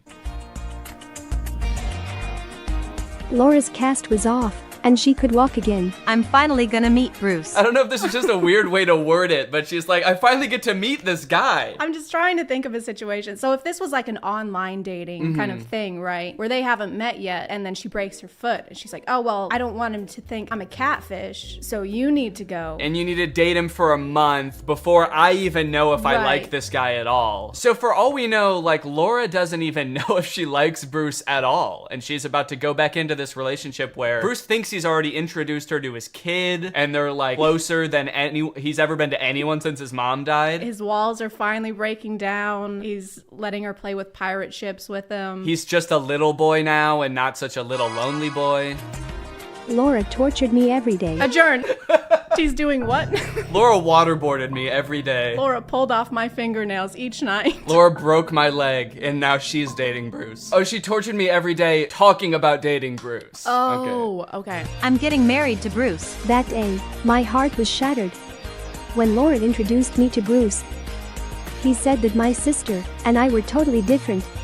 But Lucas recognized me at first sight. John. I only know one of the twins' names, Laura. I'm just gonna, is it Laura and like Laura part 2? Well, it's Laura and me because this story is like from her perspective. So she never says her name. So this is us. Yeah, this is us. So Lucas is not a little lonely boy anymore. He's a little lonely dog, I guess, that can smell the scent of us and know that it's the true us, the true Laura. Because this isn't how we looked when we knew Lucas. We weren't wearing these glasses before. Maybe we just smell really bad. Oh, I miss my trash mommy. Oh, you smell like shit. I missed you. Laura's relationship with Bruce went downhill before my eyes. Oh. Calm down, your god-awful son. This took a dark turn. This is messed up for Bruce and Lucas. I feel like they need like a true crime doc dedicated to them or something after this. I can't tell if it's weirder from Bruce's perspective or Lucas's perspective, because Bruce thinks this is the same person who loved his son and now is all of a sudden being so mean to him. But Lucas like kind of knows that this isn't. Yeah, he thinks this is a demon probably.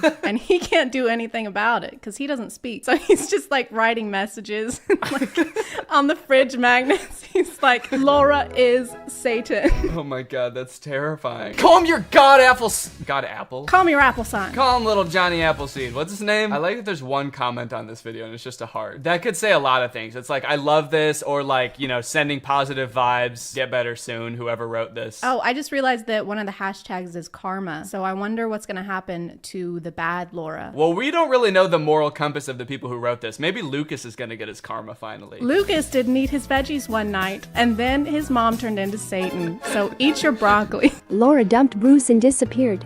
In her letter, she said she filed for divorce. One day I got a call from Bruce. He had no one to leave his son with. The princess tricked the prince, and she suffered for it. Well, she's like reading him a story that is like thematically the same as what's going on in their real life. There's actually nothing. That's a blank notebook. She's just making it up as she goes. She suffered greatly for deceiving the prince. Laura was an annoying bitch. Sorry? No, I coughed. Oh, okay. Thought you said adjourn. Adjourn. Yeah, your coughs sound like you're saying adjourn. Adjourn.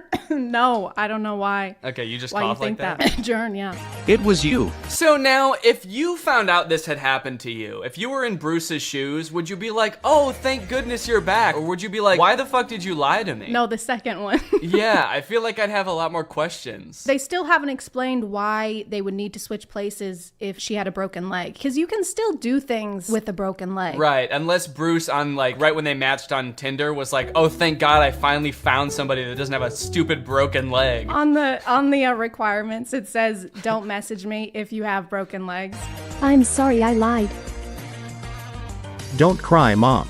He spoke! And he called her mom, or us. He called us mom. Yeah, he called us mommy, and we're his new mom. And they walk off into the sunset together. I don't know if that's the best message. People might impersonate who you think you're dating, but you should forgive them. Forgive them and let them into your home and let them raise your child with you. And let them around your young, already traumatized son, and let them bond. Do you see this? What the fuck? Just so you know, there's no way this ever happened. What happened to this being our story or whatever? What is this highlight story with the armpit So this looks like their top something of March 21. Let's go ahead and check it out. I became a mom after my husband passed. Why are the children fully clothed in her womb? Oh, yeah, he's got a little shoe. That child is like 3 years old. I gave birth to a 5-year-old kid twice after my husband passed. I gave birth to my husband after my husband passed. It's like a full-grown guy. I dated Deep Pocket John.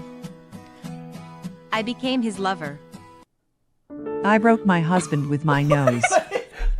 Whoa, whoa. I guess we're only seeing like 30-second clips of this. There's just such whiplash. What is happening? There's like information overload. I can't. I got invested in that first story, and then all of a sudden I was it's like... trying to figure out what deep-pocketed John meant, and then there's just a massive Pinocchio situation. Does she mean like she broke him emotionally? Please, please, shrink your nose, please. Your nose is tearing our family apart. Okay, hold on. We gotta watch this whole story, and you better believe we're gonna watch it in 1.5 speed. My hubby hated my long nose, and his birthday gift to me was a nose job. So maybe it is gonna be emotionally. He just hates her long nose. And there's nothing wrong with his face, right? His face is totally normal. That is the most attractive man I've ever seen in my life. Why did he marry her in the first place? It's a good question. Maybe her nose got longer. Maybe she is Pinocchio. She told too many lies. If the nose was a byproduct of excessive lying. Of being a liar, then yeah. But I don't think getting a nose job makes you not a liar anymore. It takes back all the lies if her nose goes back to normal. Yeah, you have to go see Dr. for that.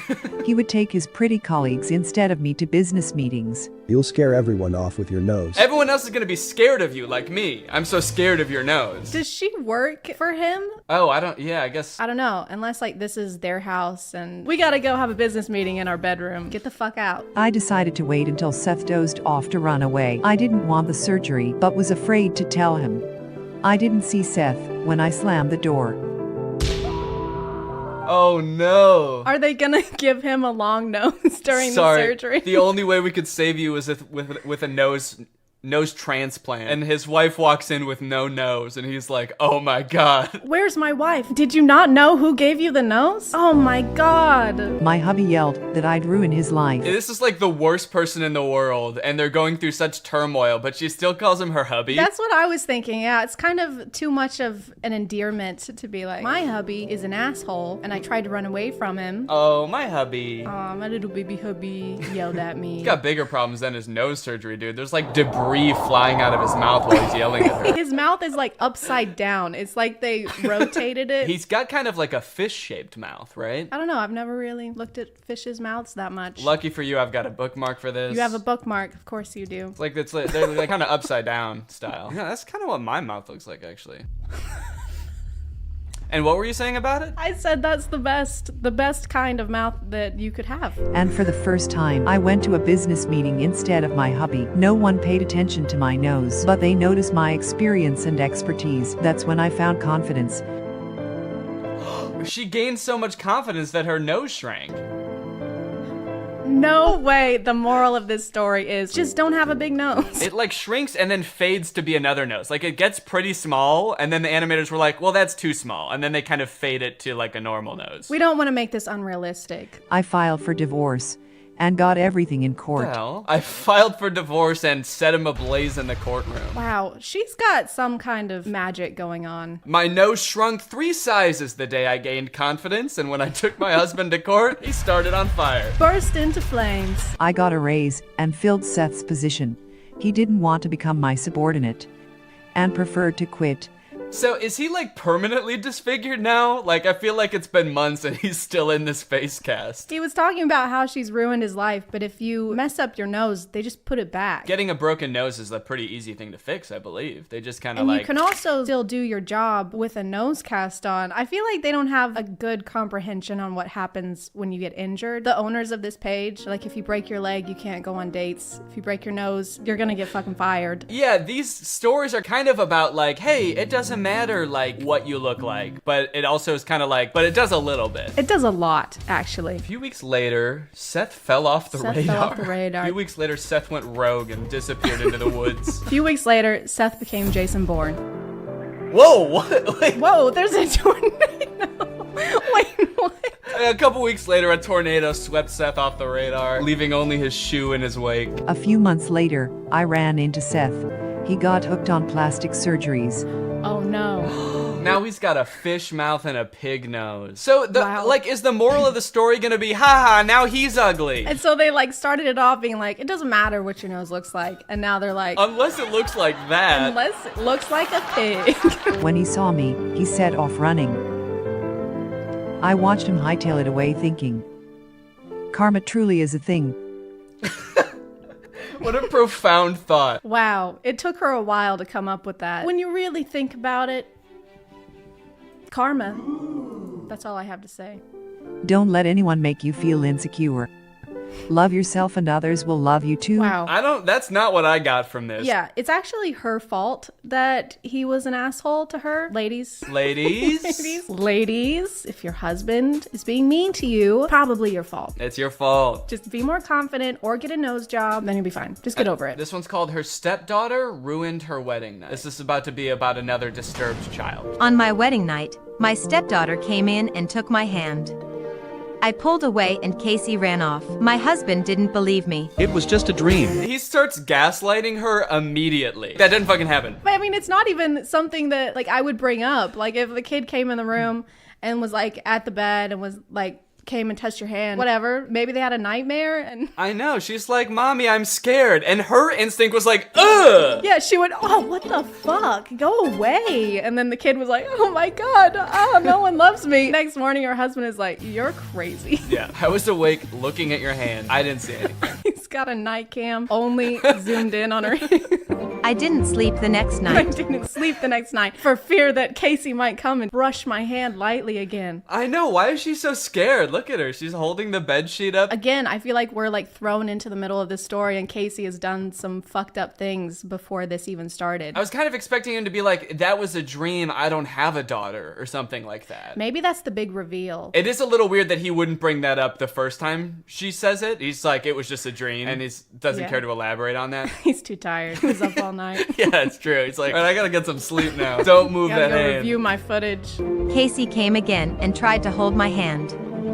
She was clearly jealous over her dad. She's just like reaching out and trying to make a connection. And this adult woman is like, get the fuck out of here. Do they see each other during the day at all? Or like, is this the only interaction that her and this girl have? Look at his face.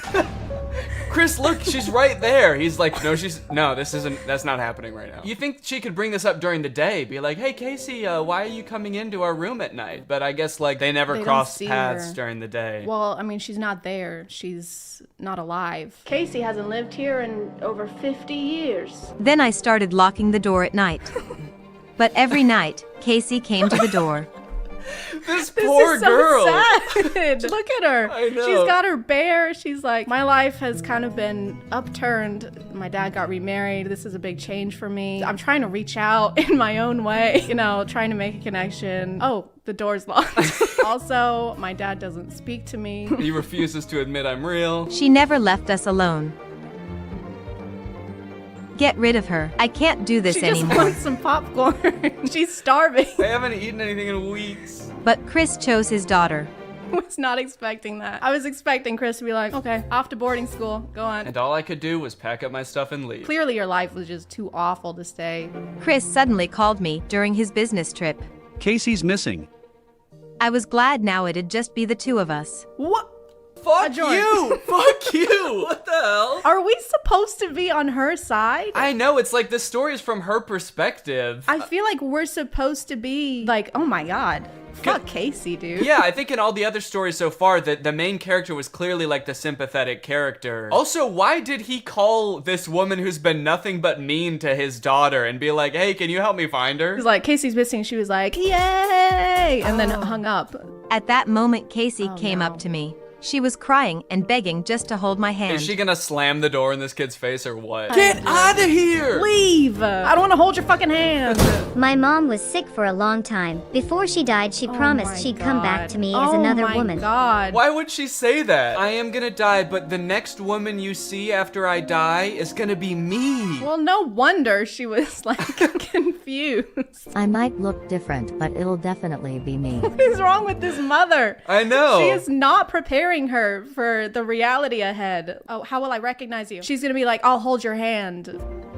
I'll have the same warm, soft hands. Oh, so she was trying to she was just trying to feel this girl's hand just to see. She was doing the test, the hand squeeze test. Casey was hoping it could be me. Yeah, no shit. So I finally put 2 and 2 together that she I thought finally figured it out. she wanted me to be her mom. I find it so hard to believe that after finding this out, she's gonna be any different. It's like, if you were this mean to this kid whose mom died, knowing this small piece of information is not gonna make you suddenly be like, oh damn, you thought I was her? Okay, yeah, then I will be her. The next morning, Casey hugged me and smiled. Mommy, you really came back to me. Yes, and you helped me remember everything. I don't like that, because she's gonna grow up, and are they just gonna be like, I am your real mom. I'm your dead mom, and I used to be someone else, but when your mom died, she took over my body, and that woman is gone now. There's a lot of possessions going on. Don't worry, sweetie. I am your mother. I possessed this poor woman. I am your mother. I will rip the soul out of a new woman and replace it, and then I will come back to hold your hands. I'm so sorry I was an ass to you for the first few months I was married. That was just the hormones settling down, getting used to the new soul. That's how a reincarnation story helped me find my beloved daughter.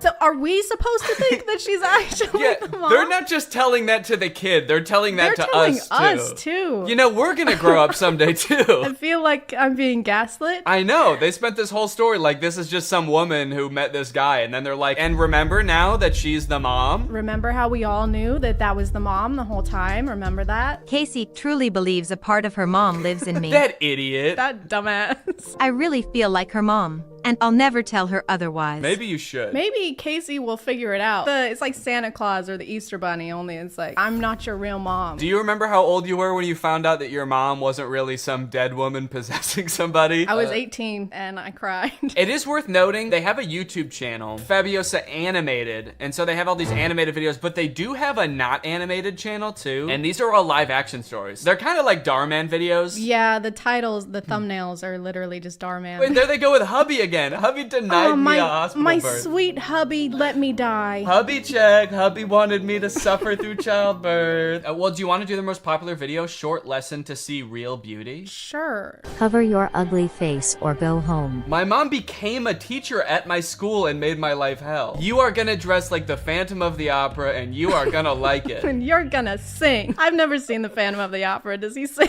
The only thing I know from Phantom of the Opera is that song that's like, sing for me. Do you know that? No, but Never mind. If you keep singing it, I might. Luckily, I have it bookmarked. This is the only way I know this song from Phantom of the Opera. Take a closer look at that snout. Okay, well, anyway, let's get back to the video. Why would you choose this mask? No one will suspect anything's wrong with you. She forced me to hide my birthmark under a mask every day. I wasn't allowed to tell anyone she was my mom. It hurt. I decided to have surgery so she wouldn't be ashamed of me. Doc asked for my parents' genetic info. This set is the same one that they're using for the school. So this doctor is actually, they're just in the janitor's closet. Yeah, the janitor just put on a blue hat and was like, I'll do it. He got this stethoscope from the biology teacher. His name is Doc. Hi, I'm Doc. This is my office. I'm going to be using these brooms to cut your face open, and I'm going to put my face on your face. This is my certificate. I secretly went through my mom's files and found this. So the doc asked for her parents' genetic info? Is that what that said before? And so she's like, oh, my mom will have that in her files. She'll have like her DNA sequence printed out on millions of pieces of paper. I keep my genetic files on the fridge. Like homework you aced or something? Yeah, I'm really proud of it. Look at these genetics, man. A photo of my dad with a woman who had the exact She's same not a real mark. mom. No wonder she's mean to her. No wonder she wouldn't let her tell anyone that she's her mom, because she's not. Just like, quit saying that. I don't know you. Casey. Yeah, Casey's all grown up. I couldn't believe it. Mitzi wasn't my mom. After mom died, dad married Mitzi. She hated me ever since. Adjourn. She said, but this means that Mitzi isn't my real mom. After my mom died, my dad married Mitzi. So you knew that your dad married Mitzi? This makes a lot of sense because when my mom died, he did marry Mitzi. And then she became my mom. So I guess she's like not my real mom. Mitzi came, she tried to hit me. Social services intervened. She was charged with child abuse. Is this what child services look like? It's like the SWAT team. That's also the janitor / plastic surgeon.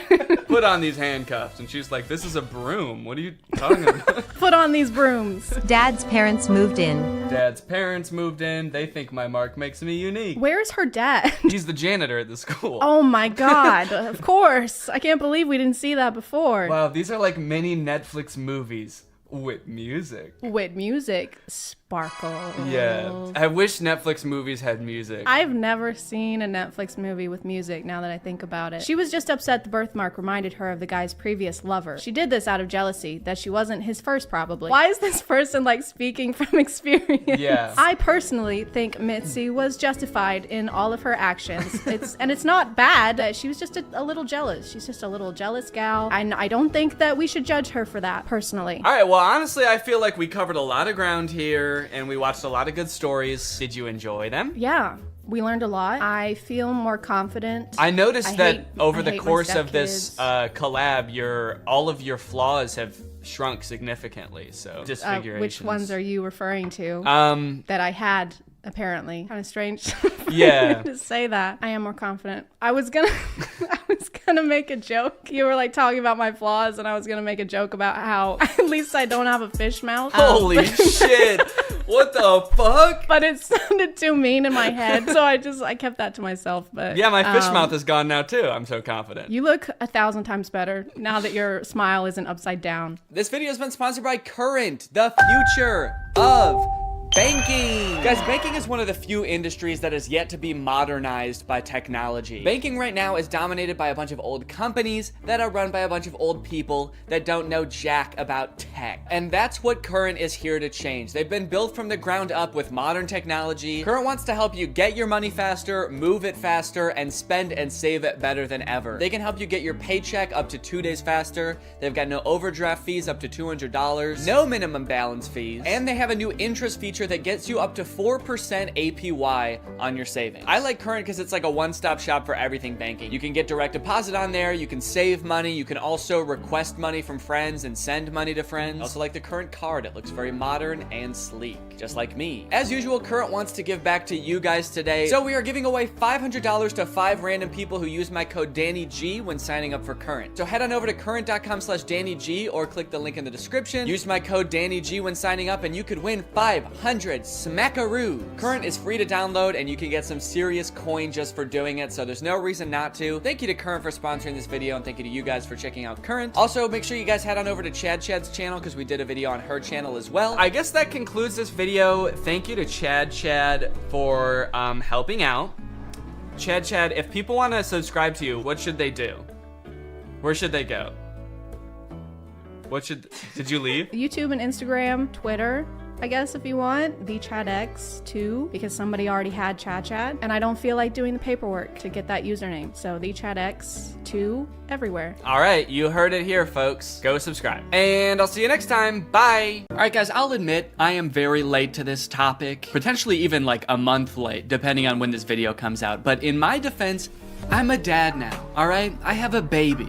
He's 5 months old. I have better things to do than sitting here talking to a camera alone in my room. Like watching Jason Nash live stream on TikTok. All right, Sandra, thank you for the money. Kevin, thank you for the money. Can you guys send me $1 million? Turns out I can do both at the same time though, so now I'm here. If you've been on TikTok lately, there's a good chance you've seen former Vlog Squad member Jason Nash constantly live streaming, compulsively urging his fans to send him money. I know I have. A lot. This man is constantly live. Here we go, 118. Guys, don't forget to follow my podcast, All Good Things Podcast. We just spoke about it. We need... Have you enjoyed that 30 seconds of silence, guys? Make sure to go check out my podcast. You're gonna love that.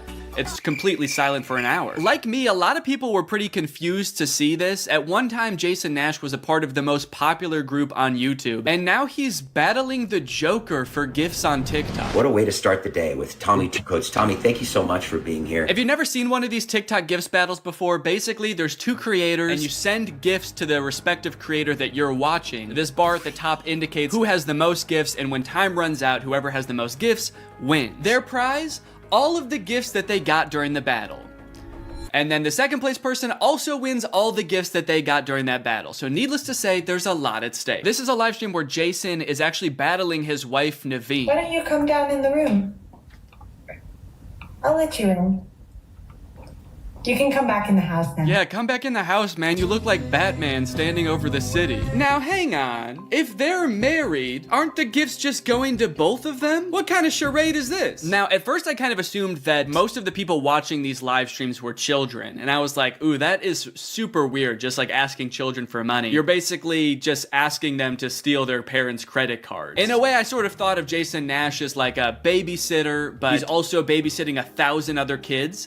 And if you start choking, he's not gonna call 911 because he can't see you. But after tuning into a few of his streams and actually like clicking on some of the profiles of people watching, I realized that it's actually mostly adults, which was very surprising to me. Guys, what are we doing here? Stop that. I promise you there are like 1 billion other better uses for your money than helping Jason Nash's wife crush him in a gift battle. Fun as it may be. The reason I wanted to make this video is because I think that it's kind of a very interesting look at the career span of a creator. It's a pretty new career, all things considered. And like nobody's been a full-time online creator for 40 years. So we don't really know how long this career is supposed to last or how it will evolve over time. So I think it's worth looking at why Jason Nash is here. Between the years of 2016 and 2020, David Dobrik was seemingly at the top of the YouTube ecosystem. What started as David just sort of goofing around and filming his friends as up-and-coming content creators quickly turned into partying all the time, collabing with huge celebrities, huge giveaways, and giant sponsorship deals. And if you didn't watch the vlogs around this time, you might think that David was like the biggest part of them, but it was actually more his friends doing the heavy lifting. David was always behind the camera, and sure, he would laugh a lot, and you'd hear him laugh. But I really feel like the reason people tuned in was sort of to live vicariously through David and experience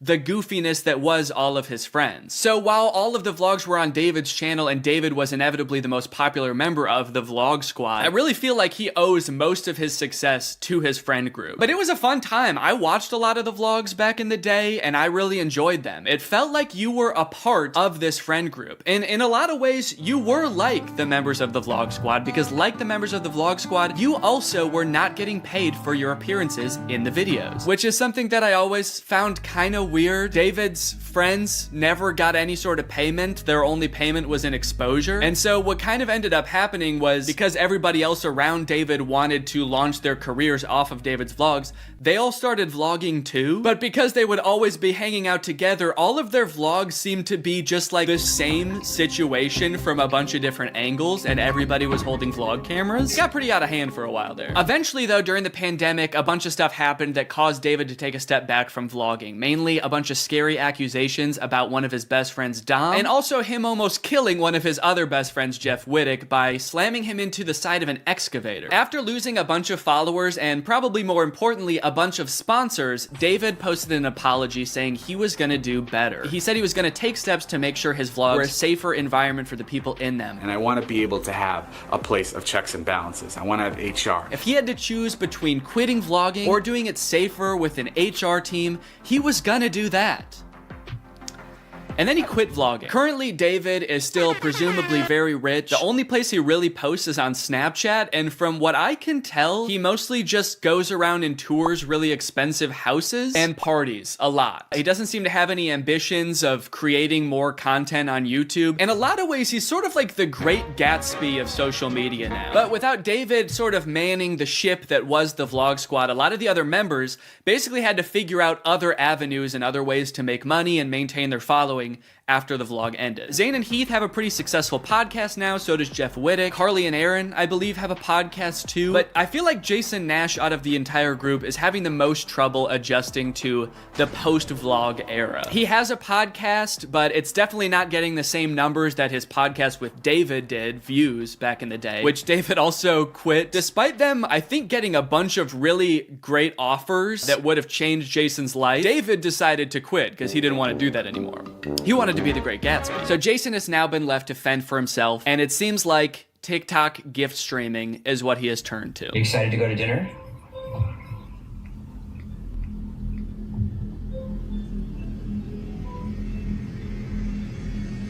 Man, this is content, baby. This is crazy. I didn't know all you had to do is just sit there and stare at your camera and people will just send you money. Why did I write this whole video? So a lot of the response has obviously been kind of cringing at this feeling that what he's doing now is very shady. And I mean, he's not really harming anybody, I guess. It does seem like it's mostly adults sending him money. Obviously, there's always going to be kids online stealing their parents' credit cards, so that's not great. I do get kind of a shady vibe from it just because there literally is no content for you to consume except to send him money. Like, the whole point of this stream is to see how much money Jason can make without having to do anything. That's like the point of the stream. Melanie, thank you. Let's go. And you could argue that Twitch streaming has donations and, you know, a bunch of other live streaming does too. But I would argue that there's at least some content behind that. Someone's playing a video game or they're doing a podcast live and the donations are just a little bit extra on top. It's not the content itself. I've also seen a lot of people wondering like, wait, isn't David super generous? During his vlogs, he was always giving away cars. He was paying for people's weddings, just like handing out PlayStations to people on the street. Surely he could just help Jason if he's struggling financially, right? Wrong. From some of Jason's podcast clips, it seems that is definitely not the case. But before we get to that, I've got to make some money of my own. Alright guys, let's get those gifts in. James, thank you for the llama. Carol, thank you for the sombrero. Brian sent a Arab? Oh. Is this a gift on TikTok Live? Also, how did you get this one? This one's mine. Well, regardless, this is actually pretty convenient because this video is sponsored by Arab. Arab flavors your water using scent-based taste. And, oh, Brian also sent a scent pod? Oh, thanks, man. Okay, so I can put that on. With the scent pod down like so, it's just a normal water bottle. But when I activate the scent pod, air is able to pass through the scent pod and into your mouth, where you can taste the scent. Send me money. I like to bust out my air up while I'm getting work done. It gives my water a little bit more which is what I need when I'm trying to focus. This one right here is lime, and it is excellent. Someone said, come to Brazil. I'm busy. Air up is a unique hydrating experience. You can't get this anywhere else, buddy. No chemicals, no sweeteners added to the water, just plain old water into my plain old mouth. The scent pods come in a variety of flavors. I really like the lime and the peach. My editor, Jake, is really fond of cherry. So no matter what kind of flavors you like, there's bound to be a couple for you. You want to spice up your hydration experience, click the link in the description, get yourself an Air Up, get yourself some scent pods, put your mouth on the nozzle, and suck away. You look really tired today. That is mean. Thank you to Air Up for sponsoring this video, and thank you to you guys for checking out Air Up.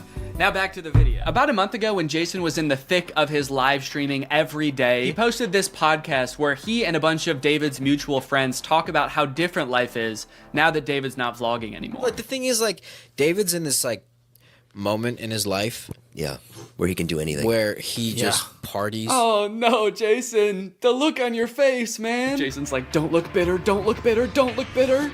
Where he can do anything. Perfect. He can do whatever the fuck he wants now. He calls me to play pool. And I'm like, I gotta go live, and I don't expect him to understand that. You don't expect him to understand that you have to work to make money? You know he did that too, right? I wouldn't expect him to understand that, man. He hasn't had to work in, gosh, what is it, 2 years now? I hate to say it, Jason, I think he gets it. I just don't think he cares. Like, I'll say things like, I'm losing my house, and he'll be like, oh, but just come play pool. I just don't think he cares. Dude, Jason, haven't you learned anything from being friends with a popular YouTuber? You just told him you might lose your house, and he invites you over. You think he really wants to play pool? Dude, he's probably gonna Mr. Beast you. He's probably inviting you over so he can, like, surprise you with a new house. He might make you do Squid Games for it, but you have a chance to win a new house. Maybe he'll give you a new car. Or, you know, surprise you with his new car like he did that one time. My surprise to you is that I'm buying myself a car. I know. That was cool. I will say it is interesting that David seemingly stopped doing the extravagant giveaways once he stopped doing the vlog. I wonder what the correlation there is. That's kind of weird. There was a great TikTok that he sent, which was like some guy, it's just the guy that has like a lot of money and can do anything all day. He's like, oh, Diplo's having a party tonight? And like, it's literally like things that David has said. David sent Jason a TikTok of a rich, out of touch guy being like, oh my God, dude, this is so me. Dude, look at this TikTok. This is so me. That moment when you're rich and you're partying with Diplo and you're talking about how much you hate Jason Nash and how poor Jason Nash is. Guys, comment below if you found this relatable. But if you think about it, though, from 18 to like, what, 23, 24...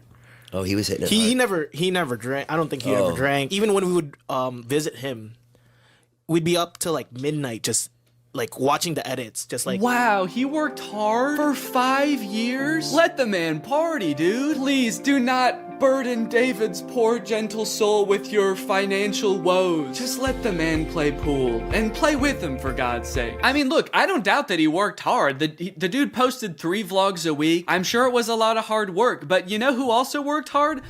Everybody in his vlogs. I mean, that dude just said it himself. They all stayed up with him until midnight watching the edits to make sure they were good. This was a group endeavor. And I know what people say. They say like, well, David gave them the opportunities, you know? He didn't have to make them famous. Yeah, he kind of did. That was like the whole point of his vlogs, was his friends. David wasn't just making them famous because he was a good, generous guy. He was doing it because that's what was working. They made him famous as much as he made them famous. Now it's like the complete opposite. Everyone's like working, and here's him just like, hey, what are you doing tonight? And it's like a Tuesday night. Everyone's working. Yeah, man, that is kind of a crazy switch. Whereas before, David was working and everyone was helping him. Now everyone else is working, so naturally David is partying with Diplo. Naturally, a lot of the conversation around Jason's live streams has revolved around the confusion as to why he wouldn't just get like a normal job if he was strapped for cash, or if like the social media thing wasn't working out. Can someone make Jason Nash a fucking DoorDash account? People are wondering, why is he pursuing this career that is like universally seen as embarrassing or cringe, rather than just getting a 9-to-5? And I totally get that criticism, because I do love being a creator. I love getting to be my own boss. I love being creative on a daily basis, working with people that I'm really inspired by, entertaining people. But if this exact version of being a creator stopped being feasible, would I start doing gift streams on TikTok? Hell no. And not even necessarily because it's like embarrassing or cringe.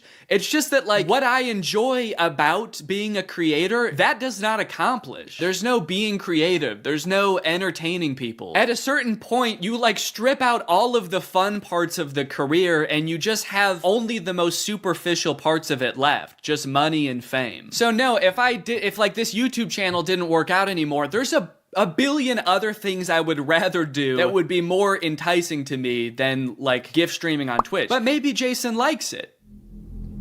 He doesn't look like he does, but maybe he does. On the other hand, I could say that Jason is also older. He's lived a lot more life, he's had a lot more experience, and his career in the entertainment industry has gone through a lot more ups and downs than mine has. From what I can tell, Jason has been a stand-up comedian, he's been in TV shows, he's been a podcaster, a Viner, and a Vlog Squad member, and now a TikTok live gift battler. Between all of those seasons of his life, I'm sure there was downtime where he could have thought, oh, maybe this isn't for me, I'm gonna get up and go get a normal job. And then, lo and behold, the next opportunity comes along. So in some sense, I do understand if Jason's mentality is like, maybe I'm just gonna do this for a little while until I get my next thing off the ground. And I know that when I started Vine, people said the same thing to me. They're like, what are you doing? Why are you doing Vine? You know? And I was like, okay, this is what I'm doing. And then I did YouTube, and people were like, why are you doing YouTube? And I feel like when you're first to something, that can really pan out. Yeah, I do get what you're saying, but also I don't know if this is the same as Vine and YouTube. Saying he's the first to this new thing like TikTok gift battling is gonna be the next big thing is very worrying to me. Please don't make that the next big thing, guys. On top of all that, there is this sort of like gamification in your head that happens when you're a content creator. Because so much of it is like numbers based, you're always looking at your analytics, hoping your numbers go up. It becomes kind of a game in your head to see if you can do better than you did last month or last year. Because of that, I feel like in a lot of content creators' heads, quitting or pursuing a different career path is seen as like losing the game, even if it's subconscious. That being said, I don't think that's a healthy way to look at it, and I would encourage people who are pursuing being a creator to find other passions that, you know, if this didn't work out, you could pursue that instead, because I think just clinging to relevancy for relevancy's sake is not a good thing. But why try to guess what Jason's thinking when someone literally asked him on his own podcast why he doesn't just get a job? This isn't me saying this as a negative thing. Yes, I'm yes, just no, totally address it. asking. Please. Yeah. Why don't I get a real job? No, I know why you do it. Yeah. But like, No, man, I know why you do it. It's pretty clear to me. But could you tell everyone else why you do this? Someone said that the other day. Why don't you get into real estate? I'm like, I hate it. I don't have a real estate license. Bo Graney? Oh yeah, I forgot. You have to be born with a real estate license to do real estate. But darn, Jason Nash was born with a TikTok account. So he has to do that instead. Right. Now look, would I be on TikTok Live if I wasn't in like a financial hole?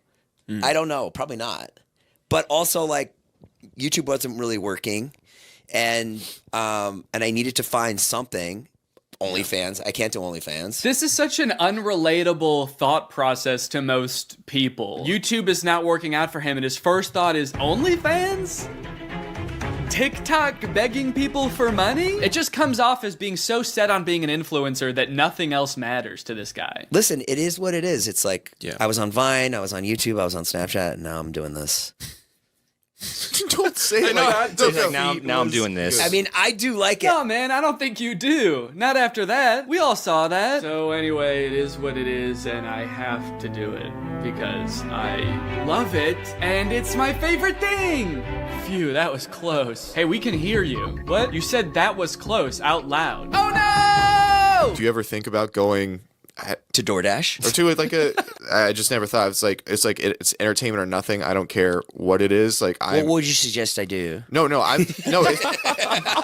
It's just that we get a job at Lululemon. From what I can gather from this clip and the way they're laughing about the prospect of being a DoorDash driver or working at Lululemon, those jobs are not even on the table for Jason. I don't know his personal finances, but Jason lives in LA, he owns a house, he has kids, he has a wife. So I feel like when he's saying things like, I don't have any other skills, what he's really saying is, I don't have any other skills that would allow me to live the exact same life that I'm currently living. And honestly, I could understand if he really does like the TikTok live streaming thing, but don't laugh at other jobs like Lululemon or DoorDash like you're so above doing them, yet you're on TikTok literally asking people for money. And I do totally get that Jason has kids that he has to support, that I'm totally empathetic to that situation. It is kind of ironic that his solution to that is to ask other people's kids for money online, but that's neither here nor there. This whole situation kind of reminds me of this TikTok I saw about a month ago. My Roman Empire is all of those influencers who dropped out of college or quit their jobs, moved to LA, then became irrelevant. Like, where did they go? What are they doing now? One interesting thing that I don't know if a lot of people know is that I feel like a lot of creators who get into this situation can actually leverage some of the connections they make while they're relevant and some of the skills that they've learned to get jobs at like marketing agencies, talent agencies, social media companies, or working for other creators behind the scenes. There's actually a lot of opportunities out there, which I would know because my first job out of college was working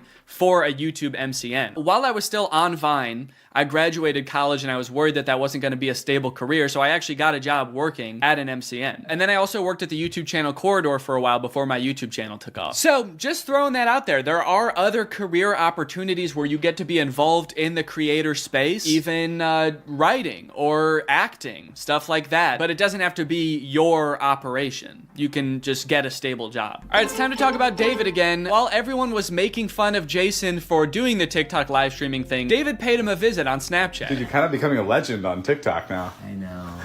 Not in a good way. Yeah, but I think it's fun. No, man, this is a great look. This is awesome. Multi-millionaire visits former unpaid employee wearing a crown to make fun of his new job. David, do you know why, perchance, Jason has to do the TikTok live streaming? Have you thought about that at all? During your long nights of playing pool? Bye, guys. Thanks for having us over in your little hobbit home. And make fun of his house before you leave? Check. Great job. Now, with all of this talk about David and Jason, I just want to make it clear, do not go and send any hate to these people in real life, especially Jason. Jason actually got swatted mid-live during one of his streams a few weeks ago, which is obviously horrible. Anybody else inside? No. Okay, hold on. Let's get it together and then... This is obviously a horrible situation, actually terrifying. But I cannot help but break a little smile when I look over and the two people he's gift battling are the Dobre brothers. I don't think there's a single funnier sight than watching the two of these blankly stare into the camera and not understanding what's going on. Also, imagine your gift battle opponent getting swatted and he's still crushing you, dude. That's gotta hurt. My big takeaway from all of this is if you are pursuing being a content creator, I would heavily recommend being super careful about the way you go about it. I would highly recommend not letting your success be at all related to the success of another influencer. You don't want to be the guy from David's vlogs when David stops the vlogs. Also, save your money. This career that we have, we don't know how long it's gonna last. I mean, I sort of view it as being any other type of entertainer. You're only relevant for so long, or like an athlete or something. You can only be in your prime for a certain amount of time, so save as much as you can. It's really easy to get caught up in the lifestyle of an influencer and like partying all the time and flying on private jets, buying expensive cars. And if you can make this career last for like 20 to 30 years, that's awesome. That's insane, but it's definitely not guaranteed. So just be careful, all right? For me, for your old pal Dan. Alright guys, well I hope you enjoyed this video. If you're new here and you're not subscribed yet, make sure you subscribe and turn on my notifications to join Greg. Greg is what I call my fans here on YouTube, and if you just watch this whole video, that means you kinda gotta be a Greg now. I don't make the rules, sorry. Except for that rule I actually did make, but all the other rules I don't make. Alright, I'll see you guys next time. Bye-bye. Special delivery! What's up, Greg? You guys know how when you buy something online and then return it, it gets sent back to the warehouse, repackaged, and then sold to somebody else? Maybe you picture some kind of alternate evil version of you that likes really tight-fitting t-shirts? Yeah, that's not true. It turns out stores like Amazon realized a long time ago that it's actually a lot of work to look at each item that gets returned and try to figure out if it's broken or dirty or if Shadow Danny would even like it. So they thought of kind of an ingenious method to get rid of it all.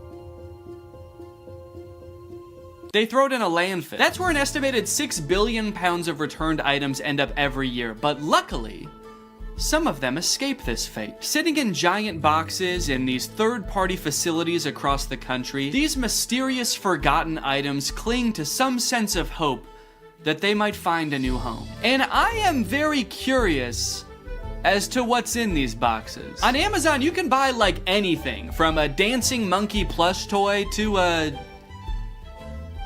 clapping monkey plush toy. And everything in between. So I want to get my cold, sweaty little hands on one of these boxes of Amazon returns, but I don't know how. So I reached out to Raleigh Williams, the host of the YouTube channel Climate Town. So Raleigh, you're working on a video about free returns right now, right? Yeah, I saw this expose on a bunch of like brand new returns in a landfill and stores like throwing out cordless drills and perfectly new laptops and stuff. And I just thought like, that we shouldn't be doing that. That shouldn't be how this system works. And so we've been reading up on it, and the reverse supply chain is not making me super optimistic. How do free returns go from like me returning an item to these random warehouses across the country where they end up in these mystery boxes? Yeah, so what's the last thing that you bought online? I think I bought AirPods. You know how there was like an option on the AirPods to, if you buy this, you can get it delivered to your house right away? Like they'll put it into a cannon and fire it at your window? Yeah, that's the option I picked because I needed them now. So that doesn't really exist in reverse. You can't you don't have your own cannon to like jam the AirPods in and fire it off back to Apple. So you put it into a box and then you ship it to what sort of seems like is back to the store. But it's not really going to the store, it's going to a thing called a returns center. So that's like this big ass warehouse where they get hundreds of thousands of returns from like all the crazy shit people bought from the internet. A lot of the returns get just thrown away at the dump. Some of the returns get donated, and then in some cases, they're gonna sell those returns to these bulk item liquidators. And this is kind of a good solution sometimes because you can actually get a little bit of money for those returns. So let's say you're like Sports Authority and you get a bunch of hockey sticks back. You can sell those to a bulk item liquidator for like pennies on how much they actually cost. Got it. So it's only hockey sticks at these facilities then? Oh my no. It is so many different items. Hockey nets, hockey pucks, Goalie masks, hockey sticks. Did we say that one? So all these boxes full of returns, who do they sell these to? Do people like me just come in and buy giant boxes of Amazon returns? Yeah, there's a lot of liquidators that just have an open door policy, and it's like, bring your kids, let's make a Sunday out of this. Come on down and spend $400 on a box of random returns. So I could just go to one of these places if I find one and just buy a box? Yeah, this would actually be kind of a good section for my video that I'm making too. So maybe we'll just go to one together. I think it'd be a good challenge to see if you can actually resell the items in the box at a profit. To actually see if it's possible to like get your money back from the big box of returns that we buy. Maybe at the end of the video too, whatever like profit I make, we can give to a charity or something. That'd be a cool way to end it. Yeah, that sounds great. I mean, I do want to manage your expectations. I don't know how much you're actually going to be able to get from selling these items off. So I don't know how much profit this box is going to generate. It was the perfect plan. Given that this is actually a pretty common side hustle I'd seen before on YouTube, I figured I would have no problem turning a profit and donating said profit to charity. Some creators have actually gotten so successful flipping pallets that they've actually turned their operation into a full-time business. Just 3 years ago, Mitch was selling furniture out of his garage. Yes, I was. Now we're in this 30,000 square foot place. We did some research and found out there was a liquidation center not too far from where I live. So Raleigh hopped on a plane, and before we knew it, there we were, in a place filled to the brim with things that for some reason or another, someone thought they wanted, but then changed their mind. A baby car mirror so you could start a safe road trip with your lovely baby. A breast enhancer that takes 2 AAA batteries. I was captivated by the untold story behind each item. This place also had overstock items in bulk like $66,000 worth of pacifiers and hundreds of this one aquarium decoration. I don't mean to sound like Cotton Eye Joe when I say this, but where did all this stuff come from? And where will it go? Raleigh and I searched the grounds for a while, looking for a box that spoke to us. We walked down corridors of bubble makers and as seen on TV products. We thought these women's blouses were pirate shirts, but eventually, we found the box for us. Priced at just $340, this box was a hodgepodge of various Amazon returns. Big boxes, small boxes, a Chewy box, a box of what appeared to be sweet and sour chicken. What rare, priceless gems could be waiting in here to uncover? We paid the fee, and a few hours later, the box was delivered. All right, guys, it's time to unbox the pallet. Honestly, I'm feeling pretty nervous about what's in here. I don't even know how many boxes are in here. I mean, what do you think, like 100? I think like probably 25 to 30 boxes are in here. Okay, so my guess was stupid then? Well, no. All right, box number 1. This is a tent. We could do the rest of this video in a tent. This is kind of sick. I'm liking this already, man. I'm not selling any of this stuff. This is exactly one person's worth of tent, or 2 very good friends worth of tent. And I like that if it's a clear night, you can see the stars from inside your tent. It's not going to protect you from bears or anything, but most tents don't. Oh, a pet gate. Yeah, pet safety fence. Wait, that's actually kind of sick. I might need one of these. I mean, I've got a baby that can crawl now. I also have dogs that crawl all the time. When dogs walk, is that called crawling? They're on all fours. It's just walking. When a horse walks, is it called crawling? Oh yeah. Yeah, it's a Keurig. It's got the K right on top and everything. I wonder if it works. Now I'm noticing, if you look right here, there's like a little bit of scuffing. Yeah, I think this might be a gently used Keurig. As long as they used it gently. Oop, did a piece of... I lost a bit. I lost a bit of the Keurig. I'm going for the sweet and sour chicken. Oh, baby. Will it really be? So this is an example of a return. Somebody has like put it in a different box probably, and they've returned a thing. So they almost certainly took it out of the packaging, lost the packaging, and then said, fuck it, I'm returning it anyway. Oh, is it a vacuum maybe? I'm thinking, oh yeah, vacuum, little brush. It's a car vacuum. That is great. Maybe whoever ordered this wanted a car vacuum, and then between the time they ordered it and they got in a car crash and never wanted to set foot in a car again. Okay, or positive version, they ordered this. It worked so good. Their car was so clean. They're like, I'm not gonna need this again. They never needed it. For another 10 years. So. I cleaned it so good that it's never gonna get dirty again. All right, so this Chewy box was another one of the ones that like, it might be Chewy stuff or it might be... Based on everything else so far, I'm gonna say it's not Chewy stuff. And also I can tell it's a rug just by looking at it. It's also the way they've packaged it. It's like if Chewy packaged something like this and it came to your house, I would never shop at Chewy again. Yeah. It's like, yeah, it's fucking Chewy, come on. Dog treats spilling out the side. There's like tufts of dog hair stuck to the tape. Hey, do me a favor, ask your fucking dog if he cares how it's packaged, all right? Oh, it's soft though. Feel that rug. Wow. Yeah, I think it is some kind of, Oh, this is nice. This is a nice padded floor. For your doggy duffel bag. And it looks like someone did put their dog in there. Yeah. It's all furry. Dog tested and returned. Dog tested. Disapproved of. Dog disapproved. Right. A little rusty pan. Is it rusted? Oh, no, that's the brand? No, Oh, no, it is rusted. It is rusted. Oh, geez. So they must have used this a lot then. Yeah. They had this for 10 years and then sent it back to Amazon. It feels terrible to say goodbye after 10 years, but I never liked it. It's just another rug. Dear customer, if there is crease on carpet you received, please don't worry. This is a normal phenomenon of folding carpets in order to meet the needs of international transportation. We intimately included a small watering can. Intimately? In big, huge bowls to help you easily solve this abominable crease. This crime against God of a crease. There were a few staple categories in this particular palette. For example, a shocking amount of tents. Could this be like a changing tent? Oh, yeah, maybe it is. Yeah. I think I just found another tent. We have an orange tent here. Okay. Also a bunch of rugs and 2 toilet accessories. I could understand why Amazon wouldn't want to take this back. Honestly, this one, I'm gonna give them a pass on this one. But there was a category of items that worried me the most, and that was the items that I didn't even know what they were when I unboxed them. Wait, whoa. I don't know what this is, but it says mind reader. This thing can read my... Ah! Get out of my head! Get out! I can hear your thoughts. Why would it be called a mind reader? It's like, was this the coaster you wanted? How did you know? Get out of my head! Look at what, I don't know. It's like a garbage bag? I think so. What the hell is this?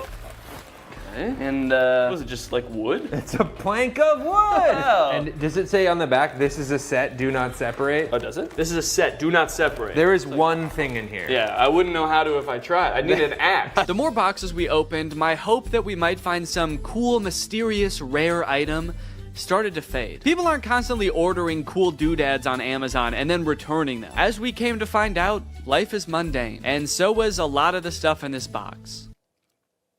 Until we found this cool bird feeder. A smart AI recognition bird feeder. What does it recognize? I think it recognizes the kind of bird. Ooh, wait, that's actually kind of cool. It's kind of cool. Maybe if it sees a squirrel, it won't like put anything out. If it sees a squirrel, it shoots it. Okay, yeah, look at the bird seed comes down. Your little camera looks at him, says, blue jay detected. Wow, that's actually kind of cool. That's great. I could definitely find someone that wants to use this. In total, there were 34 boxes, and without making a single dime yet, we had already spent 55 minutes taking it all out of the box. I'm not going to show us unboxing every single item, but if you're curious, here is a list with all 34 items we unboxed. Battery low, your GoPro will automatically power off. Wow. That's weird. Perfect timing. Do I have a rectangle on my head? It's a little one. It sort of looks like you're like Harry Potter's brother. He's like got a little rash on your head, but not the lightning bolt. He like saw Harry get Avada Kedavra and he like ran away and just ran into a wall. Yeah. The boy who goofed. Yeah.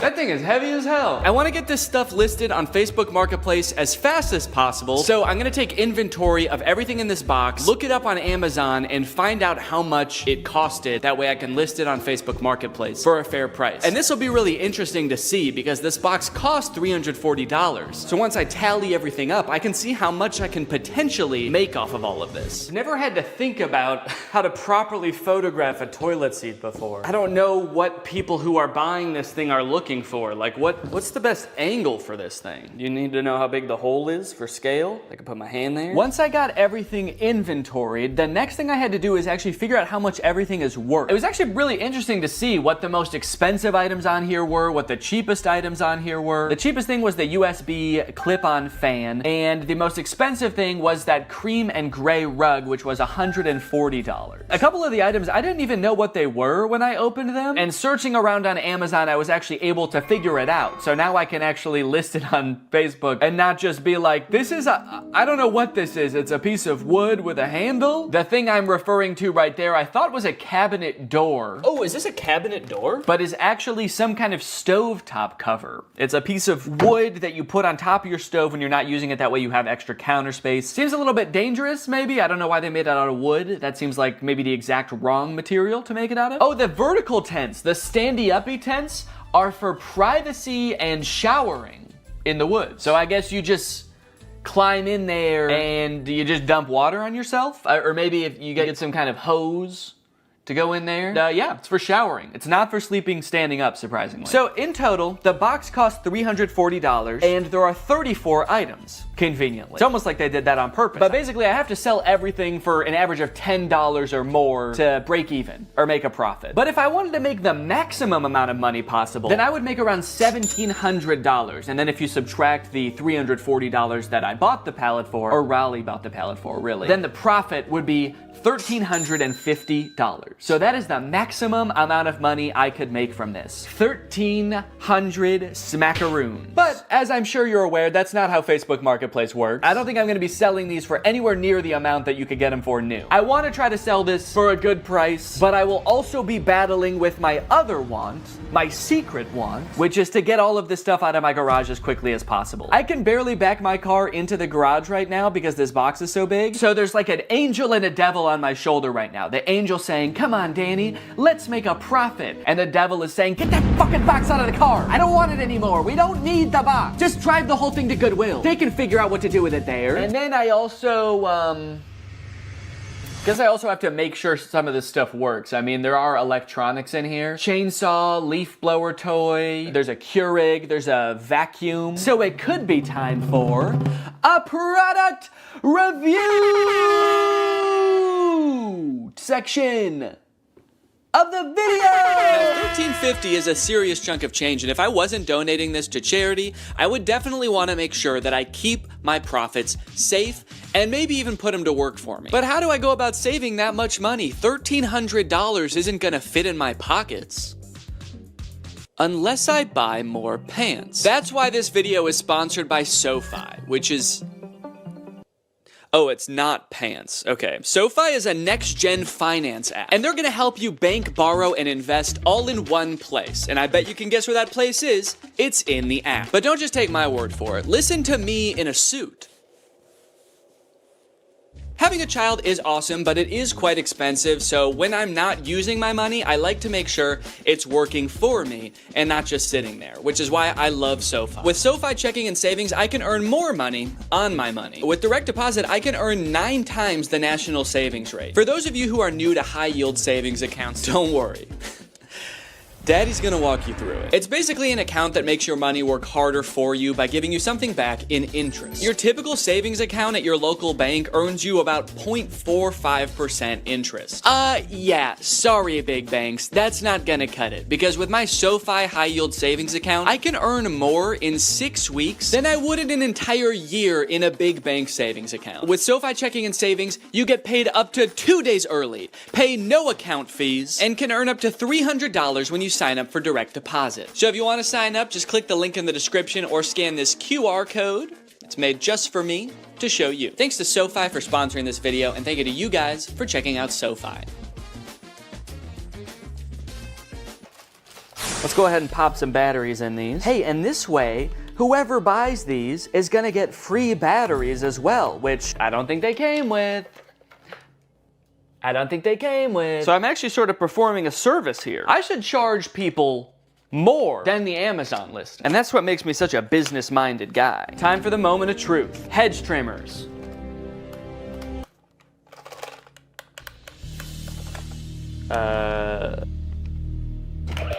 Whoa! Okay, this one works. I didn't even mean to turn that on. I just, as I picked it up, I accidentally pulled the trigger. This one, it seems like doesn't want to do anything, and this one was so ready to work that the second I touched it, it was like, yes!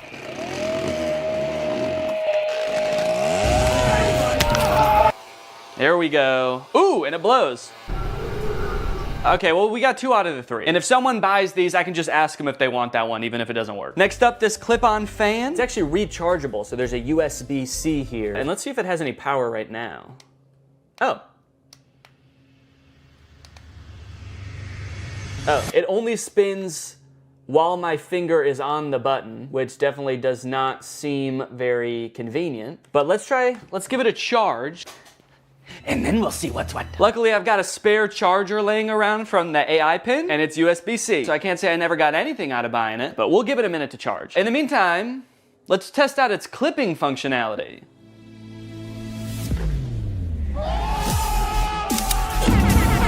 Hell yeah. Up next, oh no, golly.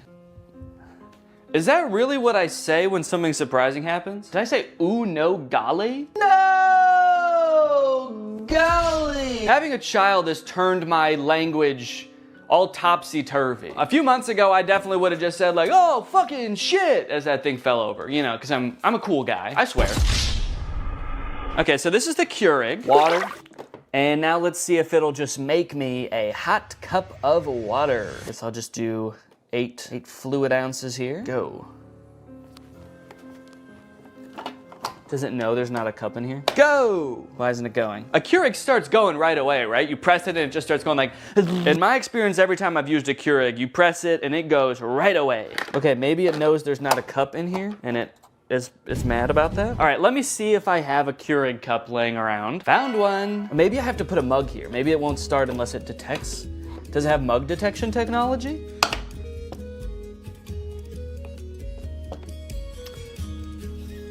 Okay, I think that this is also broken. Did I just buy a gigantic box of broken electronics? What do I do? What do I do with all this stuff? Amazon? I'm demanding you contact me to take all this stuff back and fix it and sell it again. I don't know how to fix a Keurig. I don't have the resources for that. Damn, dude. Golly. What did I say before? Oh no, golly.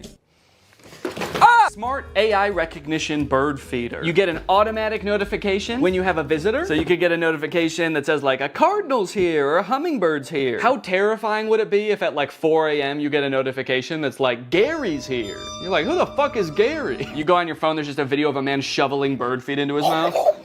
Thanks. I'm the CEO of this company. It tells me where all of them are, and I eat bird seed. Seat for the birds to hang out? Neat. Why doesn't this come with instructions? Okay, I have to scan the QR code to download the Bird Lover app from iOS or Android. Okay, so maybe the instructions will be on there. Bird Lover feeder.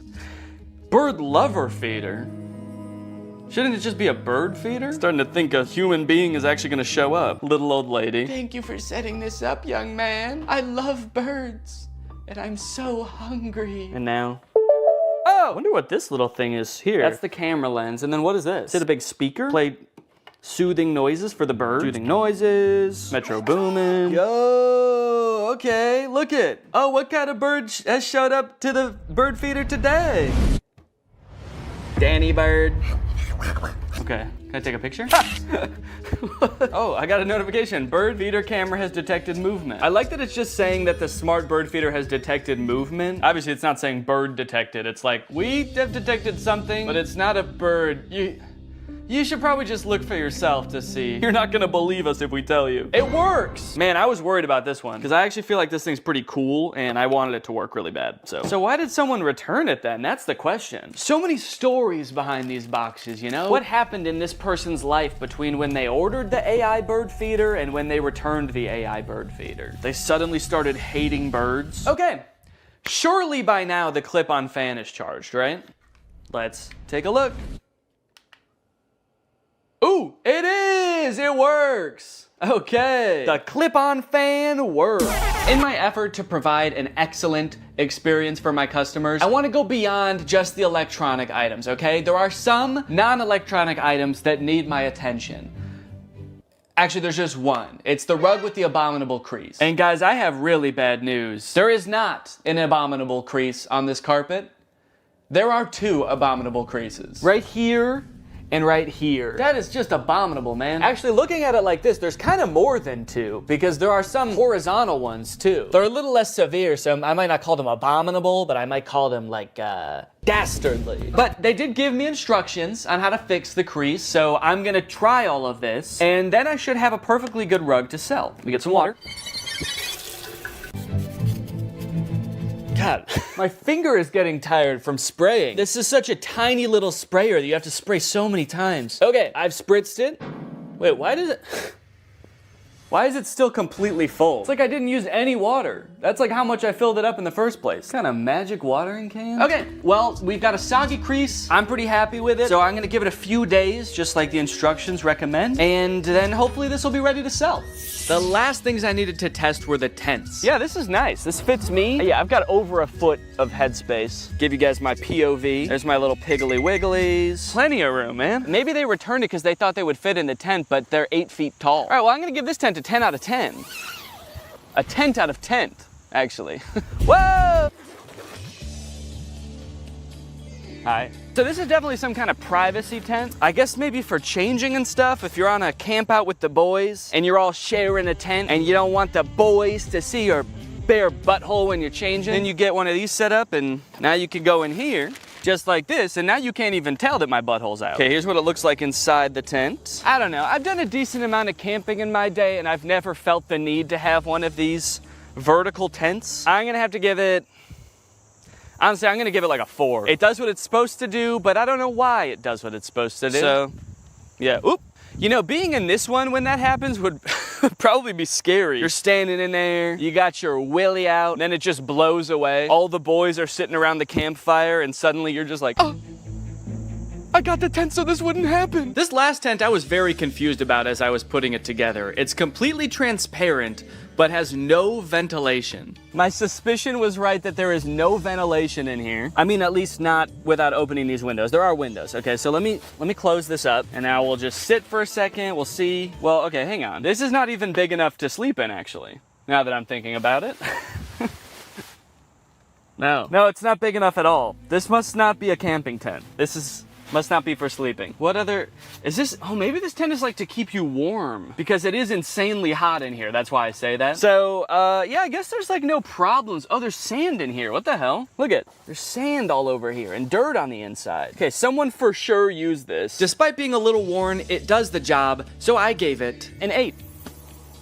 Out of 10. After all of that testing and reviewing, I was finally able to get everything up and listed on Facebook Marketplace, and a few days later, I got a message. It was Barbara, and she wanted my pet gate. Hello, how are you? So sorry I'm late. Oh, that's okay. Since I didn't want to give 34 strangers my address, I decided I would meet each customer at a nearby grocery store. Well, let me show you the gate.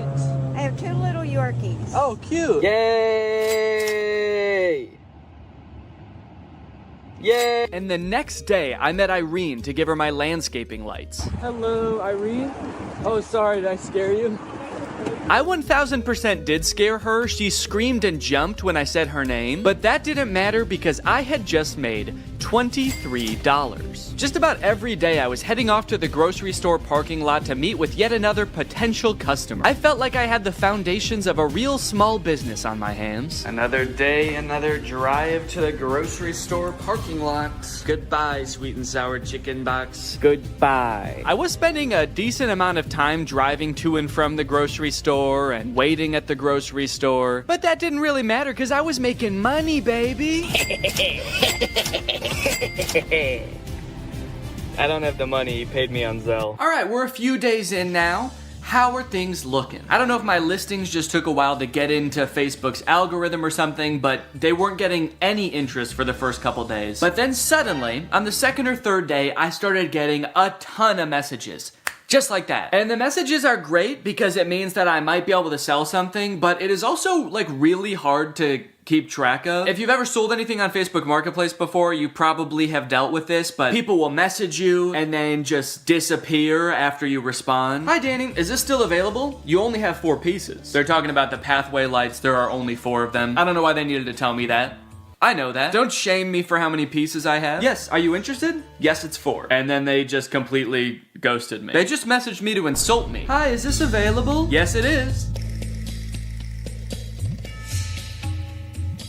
Do you want it? I guess when you're buying things, you probably have so many options because there's probably, you know, there's a million rugs on Facebook Marketplace. So you don't have to treat one guy selling a rug very well. This person messaged me about the clear chair mat and said, are you ever in downtown Chicago? Even though I have my location listed on the listing, it is not downtown Chicago. I have it listed as pickup only. So I said, no, not really. And then I offered to meet him halfway in 2 different towns, and then he just stopped responding. No, sorry, I only want your ridiculously discounted product if you drive all the way to me and hand it to me. I'm not even gonna get out of bed, actually. You can just come in. And if all that wasn't bad enough,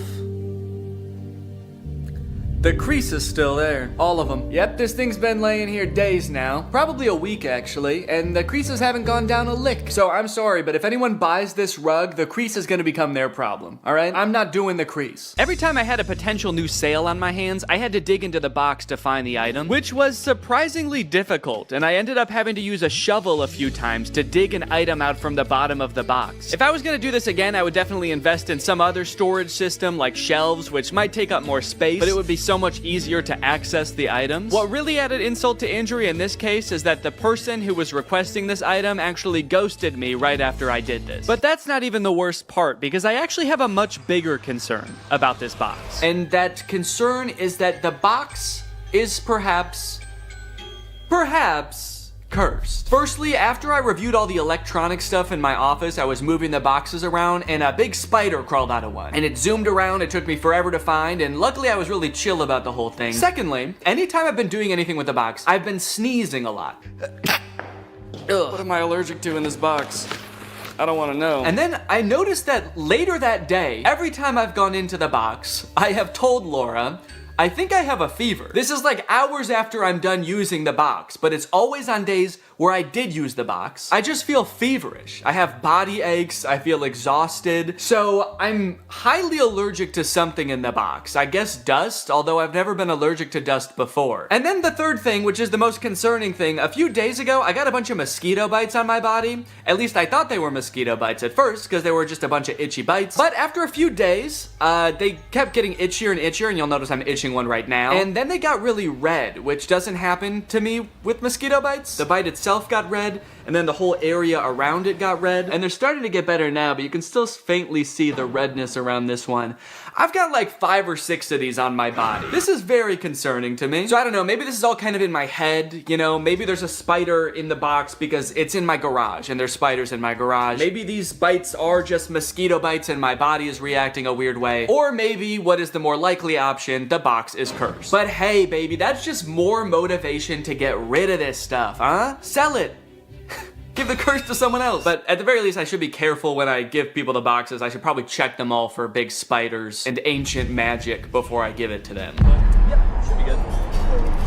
Sweet. All right, have a good day. Yeah, no problem. All right, I've just finished up another sale here, and I was just sitting here in the car doing some thinking, and I think I've decided that I don't like this one bit.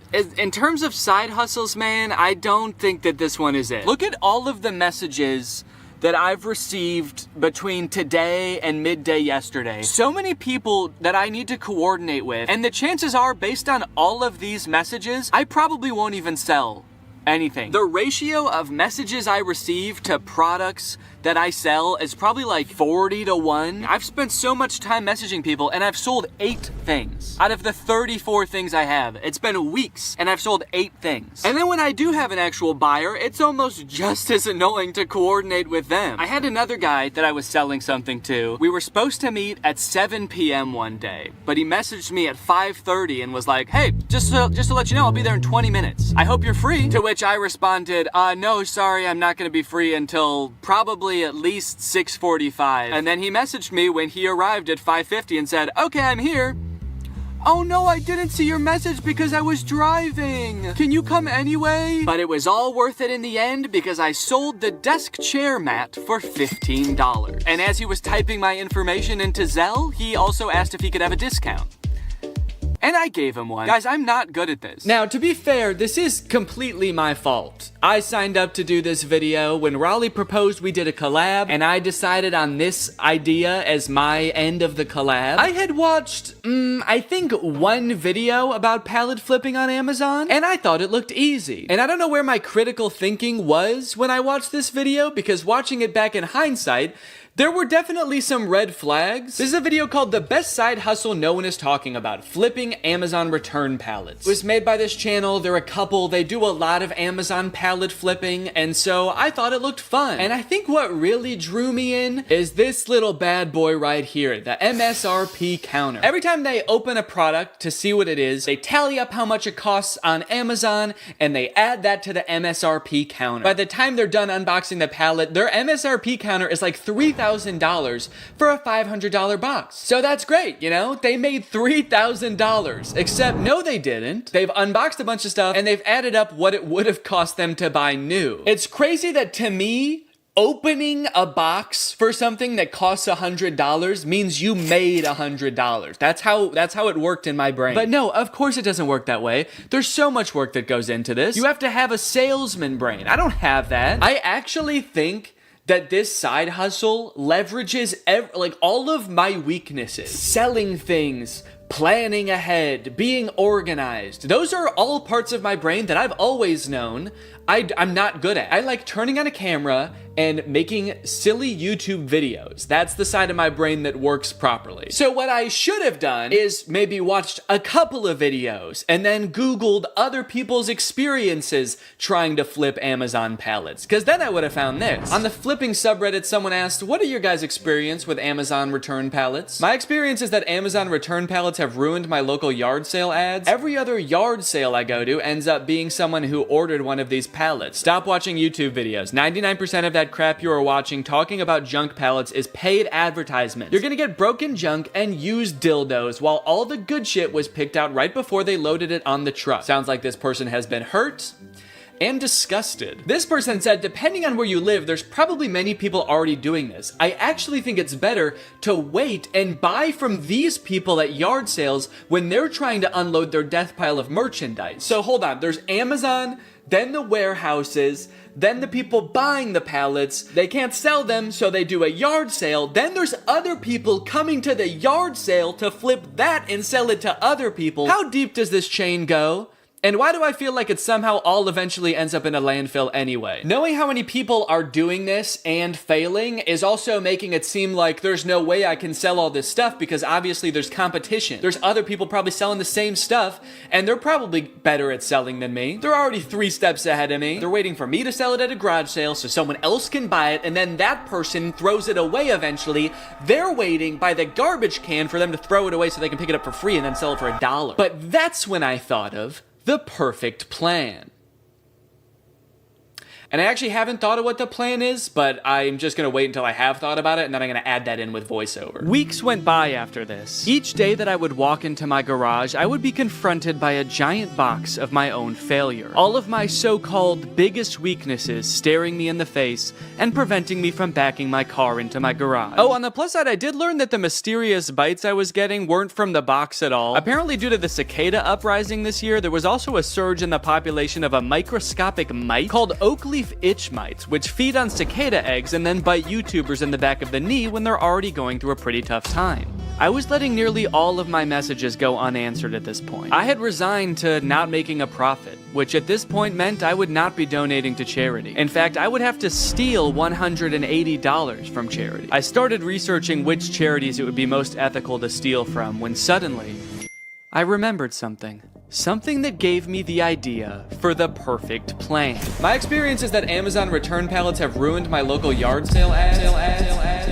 All right, this is the beginning of the garage sale long shot.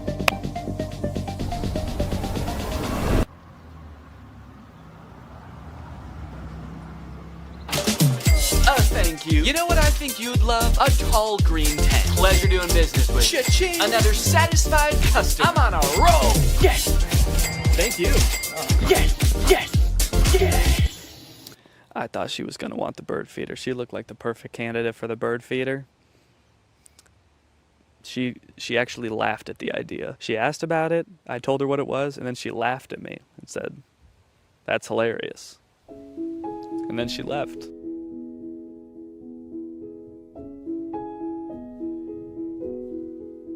Excuse me, are you interested in a big orange tent or raised toilet seat? Maybe she'll be back later. She's got to go get her purse. or a clip-on fan, or an AI bird feeder.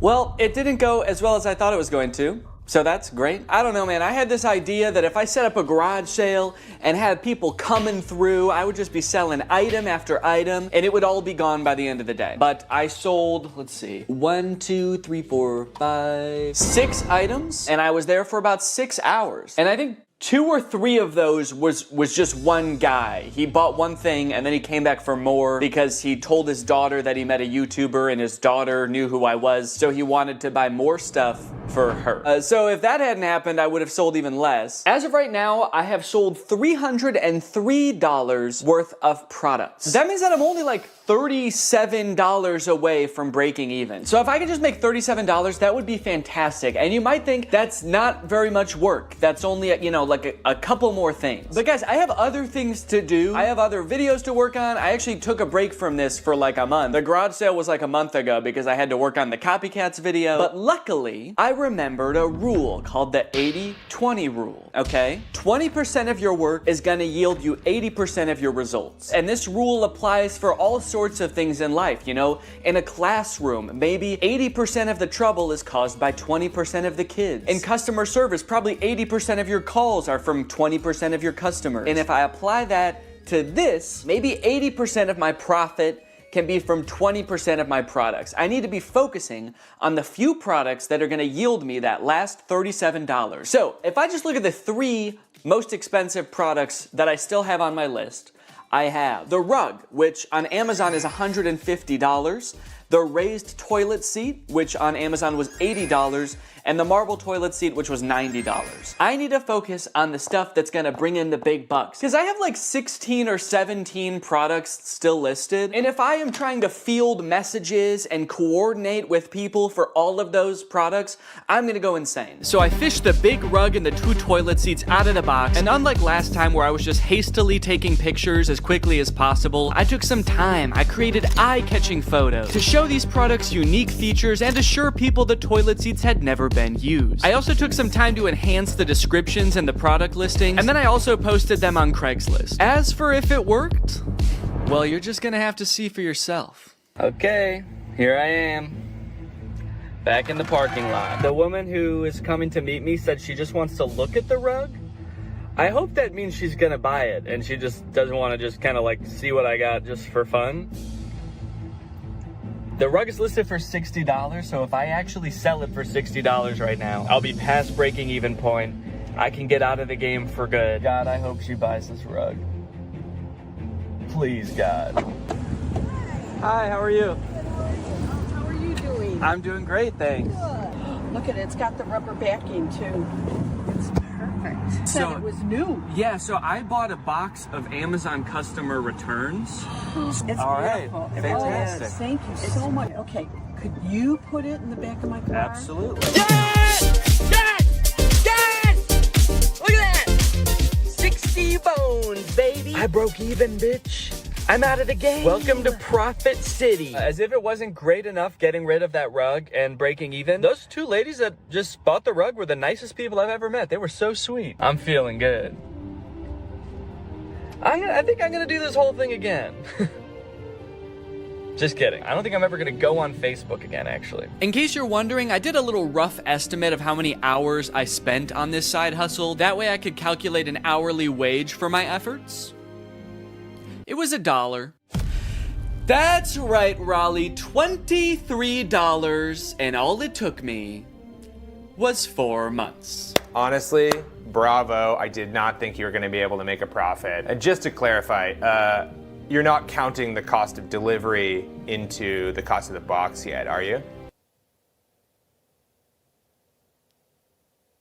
What? Yeah, it was $75 to get the box delivered, so that was on top of the $350 for the box. So technically, you haven't quite broken even yet. Hey, Danny. After breaking even, I felt like I had done what I set out to do. I made a profit, I proved it could be done, and so I called the experiment complete. I let Laura know I wasn't gonna try to sell the rest of the items, and she wasted no time getting rid of everything else so fast. She wanted to use our garage again, man, so she just put everything up on our neighborhood's free cycle group on Facebook and got rid of it all in like a couple of days. I've been working on this video since July, and she got rid of everything in a couple of days, even the stuff that doesn't work. This video was made in collaboration with Climate Town. They came up with the idea and everything, and they actually made an entire video on their channel about the free returns problem. They did a ton of research. They're a lot smarter than me, so if you want more info on free returns, go check out their video. But that brings us to the charity. So I have a profit of $23, or at least I did, until I sold the very last item, the box, to myself. You don't come across a cool big box like this very often. Who knows what I could do with this? I could make it a little fort. So I'm holding onto the box. Unfortunately, I did get a really bad deal on it. It was $10,000. The one time I negotiate and actually drive a hard bargain, it's on myself. So now I've got $10,023 to donate. I'm gonna be donating to Feeding America. They provide meals for people in need. I'm gonna add a fundraiser to this video down below, so if you guys wanna join me in donating, that would be awesome. Even just $1 can provide at least 10 meals for someone in need. So it's a really great opportunity to make a difference this holiday season. Anyways, guys, I hope you enjoyed this video. Make sure to subscribe if you're not yet to join Greg, and I'll see you next time. What's up, Greg, and welcome back to another episode of Please Stop Trying to Give Birth at Disneyland. Please. Did you guys know about this? I just found out this is a thing. Women are trying to give birth at Disneyland in order to get a free lifetime pass. Don't do that. As I'm sure you guys are aware, because Disney is such a huge company with so many adoring fans, and they're, you know, people love going to Disneyland, there are a ton of like urban legends and lore surrounding the Disney parks. You guys may have heard of some of the more outlandish ones, like there's one that like Walt Disney's head is like frozen and buried somewhere at Disneyland or something, or like it's like Buzz Lightyear's head on the Toy Story ride or something like that. But today I wanted to sort of dive into some of the urban legends surrounding the Disney parks. Mostly the strange things that Disney adults do at the Disney parks. Although some of these things are so weird that I hesitate to call these people Disney adults, some of these things are a little extreme. Kind of feel like I should call them something else. These people are like Disney extremists or something, I don't know. The first one, like I said, women flock to Disneyland to give birth and get a lifetime free ticket, which is such a bad idea on its face. Like, please give birth in a hospital, give birth where there are like medical professionals around and not like a chipmunk. And the worst part of it is obviously this perk is an urban myth and does not exist. This is not a real thing. Laboring women have shown up at Disneyland in the hope that their bub will be born there and get a lifetime free ticket. But guess what? That perk is an urban myth and does not exist. Important to note, this article is Australian. That's why they're calling the baby bub. They're talking about a baby there. They're not talking about like a bottle of champagne or something. I'm going to Disneyland and giving birth to that bubbly dude, which is also what I call having a fart. I just gave birth to a bubbly. As a veteran of the pregnancy game, I know for sure that the journey to motherhood, okay, that's a weird way to say I've given birth before, or just that I am a mom. As a veteran to the pregnancy game. So you have kids, right? Me? Yep, yeah, that's right. I've done 3 tours of pregnancy. I've seen shit you cannot imagine. The pain, the screaming. Yeah, I've heard childbirth can be pretty tough. The innocent lives lost. Oh. What? The airstrikes. So many civilian casualties. Are we still talking about giving birth? Yes. Laboring women are racing to Disneyland's gates in hopes that if their baby is born there, they will secure their child a lifetime pass. Okay, so the article goes on to describe that there are people that have given birth at Disneyland before, and people have tried to replicate it and give birth at Disneyland, and they've gotten caught, and it hasn't gone well. I do feel like the article is over-exaggerating, though, saying that laboring women are racing to Disneyland's gates. Like, pregnant women have, like, the baby already coming out and they're shoving it back in, like running into Disneyland. There's just like a crowd of angry mothers-to-be banging on the gates in front of Disneyland. Let us in! We must release our spawn! Like making a break to the Pirates of the Caribbean ride to do a water birth. I just feel like they're exaggerating a little bit. I don't know if I would characterize it quite like that. So you're probably wondering how this rumor started. Like, did Disney ever at one point give a lifetime pass to someone whose baby was born at Disneyland? Well, I will let this TikTok explain that. Today in Disney history, the very first Disneyland baby was born. Rosa Salcedo gave birth to a 6-pound,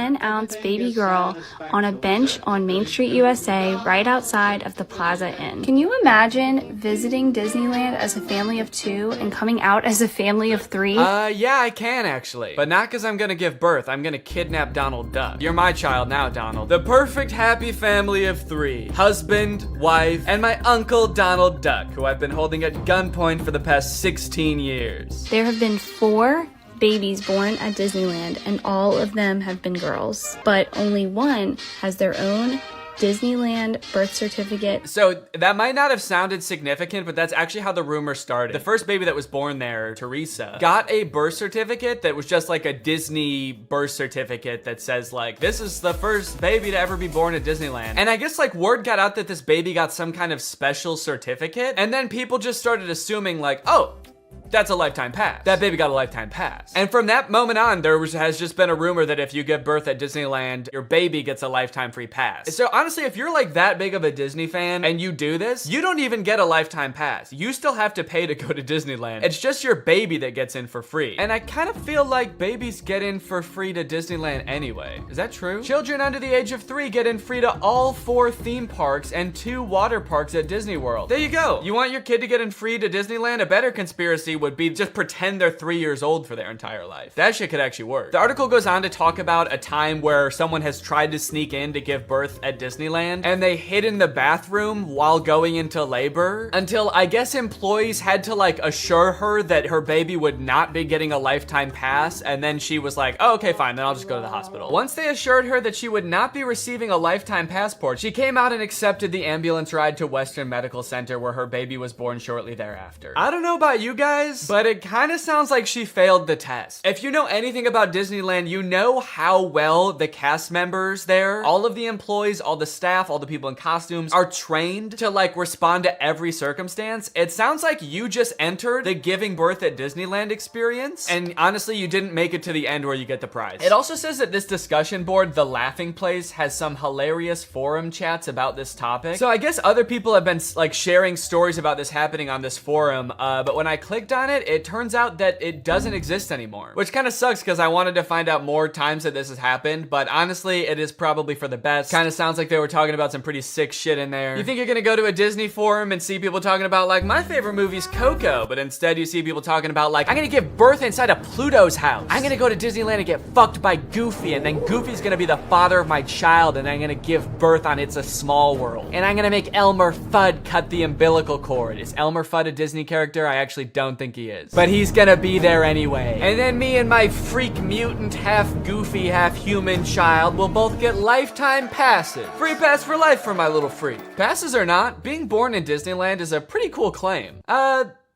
Yeah, I mean, I guess so. The way this is written, it kind of makes it sound like, so you might not get a free pass, but I don't know, it's worth a shot. You might want to do it anyway, just for shits. I've actually found a little bit of discussion about this on TikTok as well. Quick question, what's stopping me from giving birth in Disney World? Like in the Magic Kingdom, on a ride, in the Epcot ball? I think this TikTok in particular is a joke, but the comments under this TikTok are actually very interesting. I went into labor at Disney. They were not cool about it. And people like responded asking her to elaborate, and she goes on to detail her experience going into labor at Disney. And from her experience, it kind of sounds like the second anybody starts going into labor at Disney now because of this conspiracy, the entire staff immediately flips and like makes it their top priority to get you out of the park and like to a hospital to give birth. And I guess that sometimes they can be so rushed trying to get you out of the park that it comes off as rude, but obviously they're just like concerned for your health. They also don't want this rumor escalating of like people giving birth getting a free pass. And also it's just like people in sweaty mascot costumes trying to not deliver a baby because that's not their job. So sometimes I guess it comes off as rude. But the funny thing is, from this woman's entire explanation, it sounds like she didn't even know that this urban legend was a thing. So in her head, I guess she just like broke some unspoken rule at Disneyland that she had no idea about and made the entire staff of the happiest place on earth turn on her in an instant, which is so funny to me. Hello there, what can I get for you? Yeah, can I just get a medium root beer, please? Oh,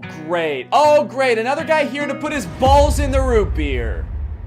What? Hey everybody! This guy right here is about to pull out his big fat balls in front of everyone, in front of a bunch of children, and put his balls in a glass of root beer. Why would I do that? Don't play dumb. I'm not playing dumb. I am dumb in this situation. You've clearly heard that if you put your stupid fat balls— why do you keep calling them fat? In the root beer at Disneyland, you get to spend the night with Minnie Mouse. Oh, what the fuck? No, I just wanted some root beer. Is that true? No, it's an urban legend. But no matter how many times we tell people it's not true, we still get perverts like you coming to Disneyland, ordering root beer just so they can put their stupid— don't call them fat balls in it. Oh, come on, man, don't cry. I already am. Why do you still sell root beer if this keeps happening? Because if you shit in the root beer, you actually do get a free fast pass for Space Mountain. Okay, I don't want to put my balls in root beer, and I definitely don't want to shit in the root beer, okay? I legitimately just want to drink some root beer. Oh. Sorry, my bad, man. I didn't know. Okay, well, that's literally what I asked for, so here you go. Ah, what the fuck is that? It's Walt Disney's head. You said the secret code, so here's his head. No, root beer. What? I wanted root beer. I wanted to drink root beer. So no head? No. Overall, pretty disappointing that anyone actually believed this in the first place. In what world would Disney want to foster an environment where mothers are coming into their park, their theme park, to try to give birth? Especially if they're not like billing it back to the person that gave birth and being like, okay, here's your hospital bill, and because it's Disney, it was $1 million. Now, by now, it should be no surprise to you that there are some people in this world that want to spend every waking moment of their lives at Disneyland, especially their most precious moments in life, which is why you can also get married at Disneyland. Let's take a look at some of the craziest places you can get married at Disney World. Starting at $12,000, you can get married at the Haunted Mansion in Disney World. But just like expecting mothers trying to sneak into the bathroom to pop out a quick person, couples are of course also trying to cheat the system and avoid paying to have their wedding at Disney. So they'll just like sneak in with like themselves, maybe a couple family members and an officiant, and just like have the wedding in like a somewhat secluded area of the park. Here we have an article that details a San Diego couple sharing their secret Disneyland wedding story. Not many people can say they secretly got married in Disneyland's Sleeping Beauty Castle. 2 years ago, Gabriel and Andrea had been saving up for their dream wedding at Disneyland. However, when they began looking for wedding options at the park, the couple said that the cheapest option was $12,000. Instead, they decided to spend their life savings on a house. Great move, honestly. No complaints so far. That's a very wise choice. So Gabriel and Andrea decided to have a secret wedding at Disneyland. The couple gathered Gabriel's oldest daughter, an ordained minister, a witness, and packed their bags, heading for Disneyland for what they called a guerrilla-style wedding. Now, I don't know much about weddings. I've only had one, but I do know that you don't generally want to have them guerrilla-style. Like when we were planning our wedding, that word almost never came up, I don't think. Just imagining them describing their wedding afterwards, like, yeah, it was so romantic. We hid in the bushes for 8 hours in the hot Florida sun wearing camo paint, waiting for the crowds to die down. You know, just sort of waiting out the crowds and the gunshots, the airstrikes. Airstrikes? Then we popped out and I said I do. Happiest day of my life. Here's my favorite picture of the big day. Now buckle up, because this next urban legend is about to get nasty. Quite literally, this is disgusting. Like I said, the most devoted Disney fans would probably spend forever at Disney if they could, but maybe they can. For years and years, the Haunted Mansion has been the home to an endless supply of Disney myths and legends. But the attraction's most prevalent and persistent rumor is that guests regularly spread the remains of their friends and family inside the ride. This can't be true though, right? It is 100% true. Yes, that is right, and I don't want to bash anybody's final wishes. I know that that's a very personal thing, but spreading human remains in a public place that people are like walking around and touching? Please don't do that. Or you know what, I should say, you know, because I feel bad for people who are just trying to honor their dead relatives' wishes or whatever. If you're alive still and you're watching this video and that's gonna be in your will, please take it out. Don't make people do that on your behalf. Honestly, I am a little relieved that people are sticking to like spreading ashes at least, because there are a lot of different ways to dispose of a body. It was actually my grandpa's greatest wish to be laid to rest at Disney. Oh, that's sweet. You're gonna scatter his ashes around at the park? Not exactly. The Haunted Mansion probably has so much human ashes in it, it's not even funny, said one Disneyland custodian. Blah! That is the nastiest thing. Oh my God. Don't do that. Do not do that. Please. People scatter their loved ones' ashes in the Disney parks monthly. Can you imagine just like being on a ride and the person next to you is dumping out ashes? Disney employees are literally aware of this too. They have to follow special protocols every time this happens. The custodians are used to identifying and vacuuming up these ashes. I don't know why I was surprised to hear they vacuum them up. Of course they do. It's a literal human corpse, basically. Of course they get rid of it. The people who are like requesting this happen to their bodies must know this, right? They must know that some custodian that does not willingly work in like a morgue or something is going to have to take care of that. This sounds awful for everyone. If you're the custodian, you have to vacuum it up, but if you're the person that just lost someone you care about, you have to know that they're just gonna vacuum it up. They might even make you watch. They have you come identify all the places that you scattered the remains, and then they just like make eye contact with you while they're vacuuming it up. This is going in the garbage now. We're gonna throw this in the garbage now. Say bye-bye. So when you're laying them to rest in the happiest place on earth, you're actually condemning them to forever in the suckiest place in the world. Yes, that is a very funny joke. And people will put them anywhere too. Like flower beds, bushes, the lawn at Magic Kingdom, outside the park gates. Outside the park gates? They'll put this shit anywhere too, you know? Outside the park gates, on the highway on the way home, the McDonald's across the street, Universal Studios, shit anywhere. It doesn't really matter. I feel so bad for the employees that have to deal with this, honestly. That would be so scary. Honestly, even as a patron, you know, I honestly like going to Disneyland every once in a while. I think it's pretty fun. But next time I go, I am going to be terrified that I'm like touching human remains at all times. Especially now knowing that they put them everywhere. I'm gonna be eating a turkey leg and wondering like, is this actually some guy's leg? They're most frequently dispersed around the Haunted Mansion, which is kind of perfect if you ask me. Okay, this girl's actually a little bit too into it. But now this whole ashes thing, which is not really an urban legend, is actually true, has actually spawned urban legends out of it, as you can see here. Have you heard of the legend of the crying boy at the Haunted Mansion in Disneyland? The story goes a mother spread her son's ashes without permission from Disneyland, and you can see him crying as you're exiting the ride. Spooky. I wonder why he's crying. Maybe because his ashes are in a vacuum. Maybe because he was a little boy and his mom spread his ashes in the scariest ride at Disneyland. The mom was like, yeah, my son used to love this ride. Every time we would get on it, he would be screaming and crying and shaking because he was so happy and excited. So I decided this is the perfect place for him to spend the rest of eternity. In a rundown castle of pure terror. It's what my darling little boy would have wanted. All in all, it seems to me that Disney, this giant corporation that owns like every media property known to man, has their grubby little fingers wrapped around people a little bit too tightly. It's like you already have every movie and TV show. Do you really need people like begging to spend their entire lives at your theme park also? But even still, with people spreading their loved ones' ashes at Disney, people trying to give birth at Disney just to get free tickets, Disney is still trying their best to immerse you in their parks as much as possible to make you never want to leave. Recently, Disney opened up the Galactic Star Cruiser Hotel, which is a Star Wars hotel and experience. I think it's like a 2 or 3 day long experience where you are like in this hotel. There's like a story that you have to follow about shit going on around you. It seems very immersive, and to a pretty big Star Wars fan, honestly, it sounds pretty cool. But it is also $5,000, and instead of windows, your room has a screen that just shows a video of outer space playing. So, you know,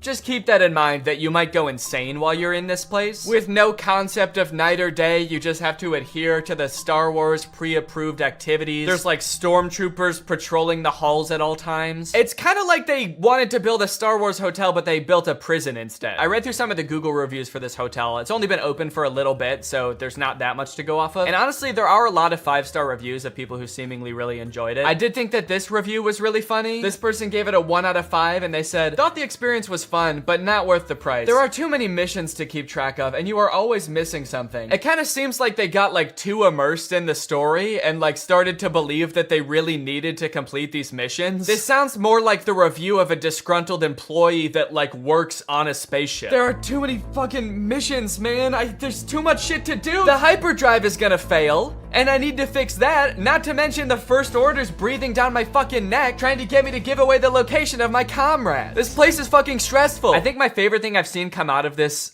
Star Wars hotel is this apparently now deleted ad for the experience that says, strike unlikely alliances in your very own Star Wars story. Apparently when you come in, you can decide if you want to be like on the good side or the bad side. So this ad shows that.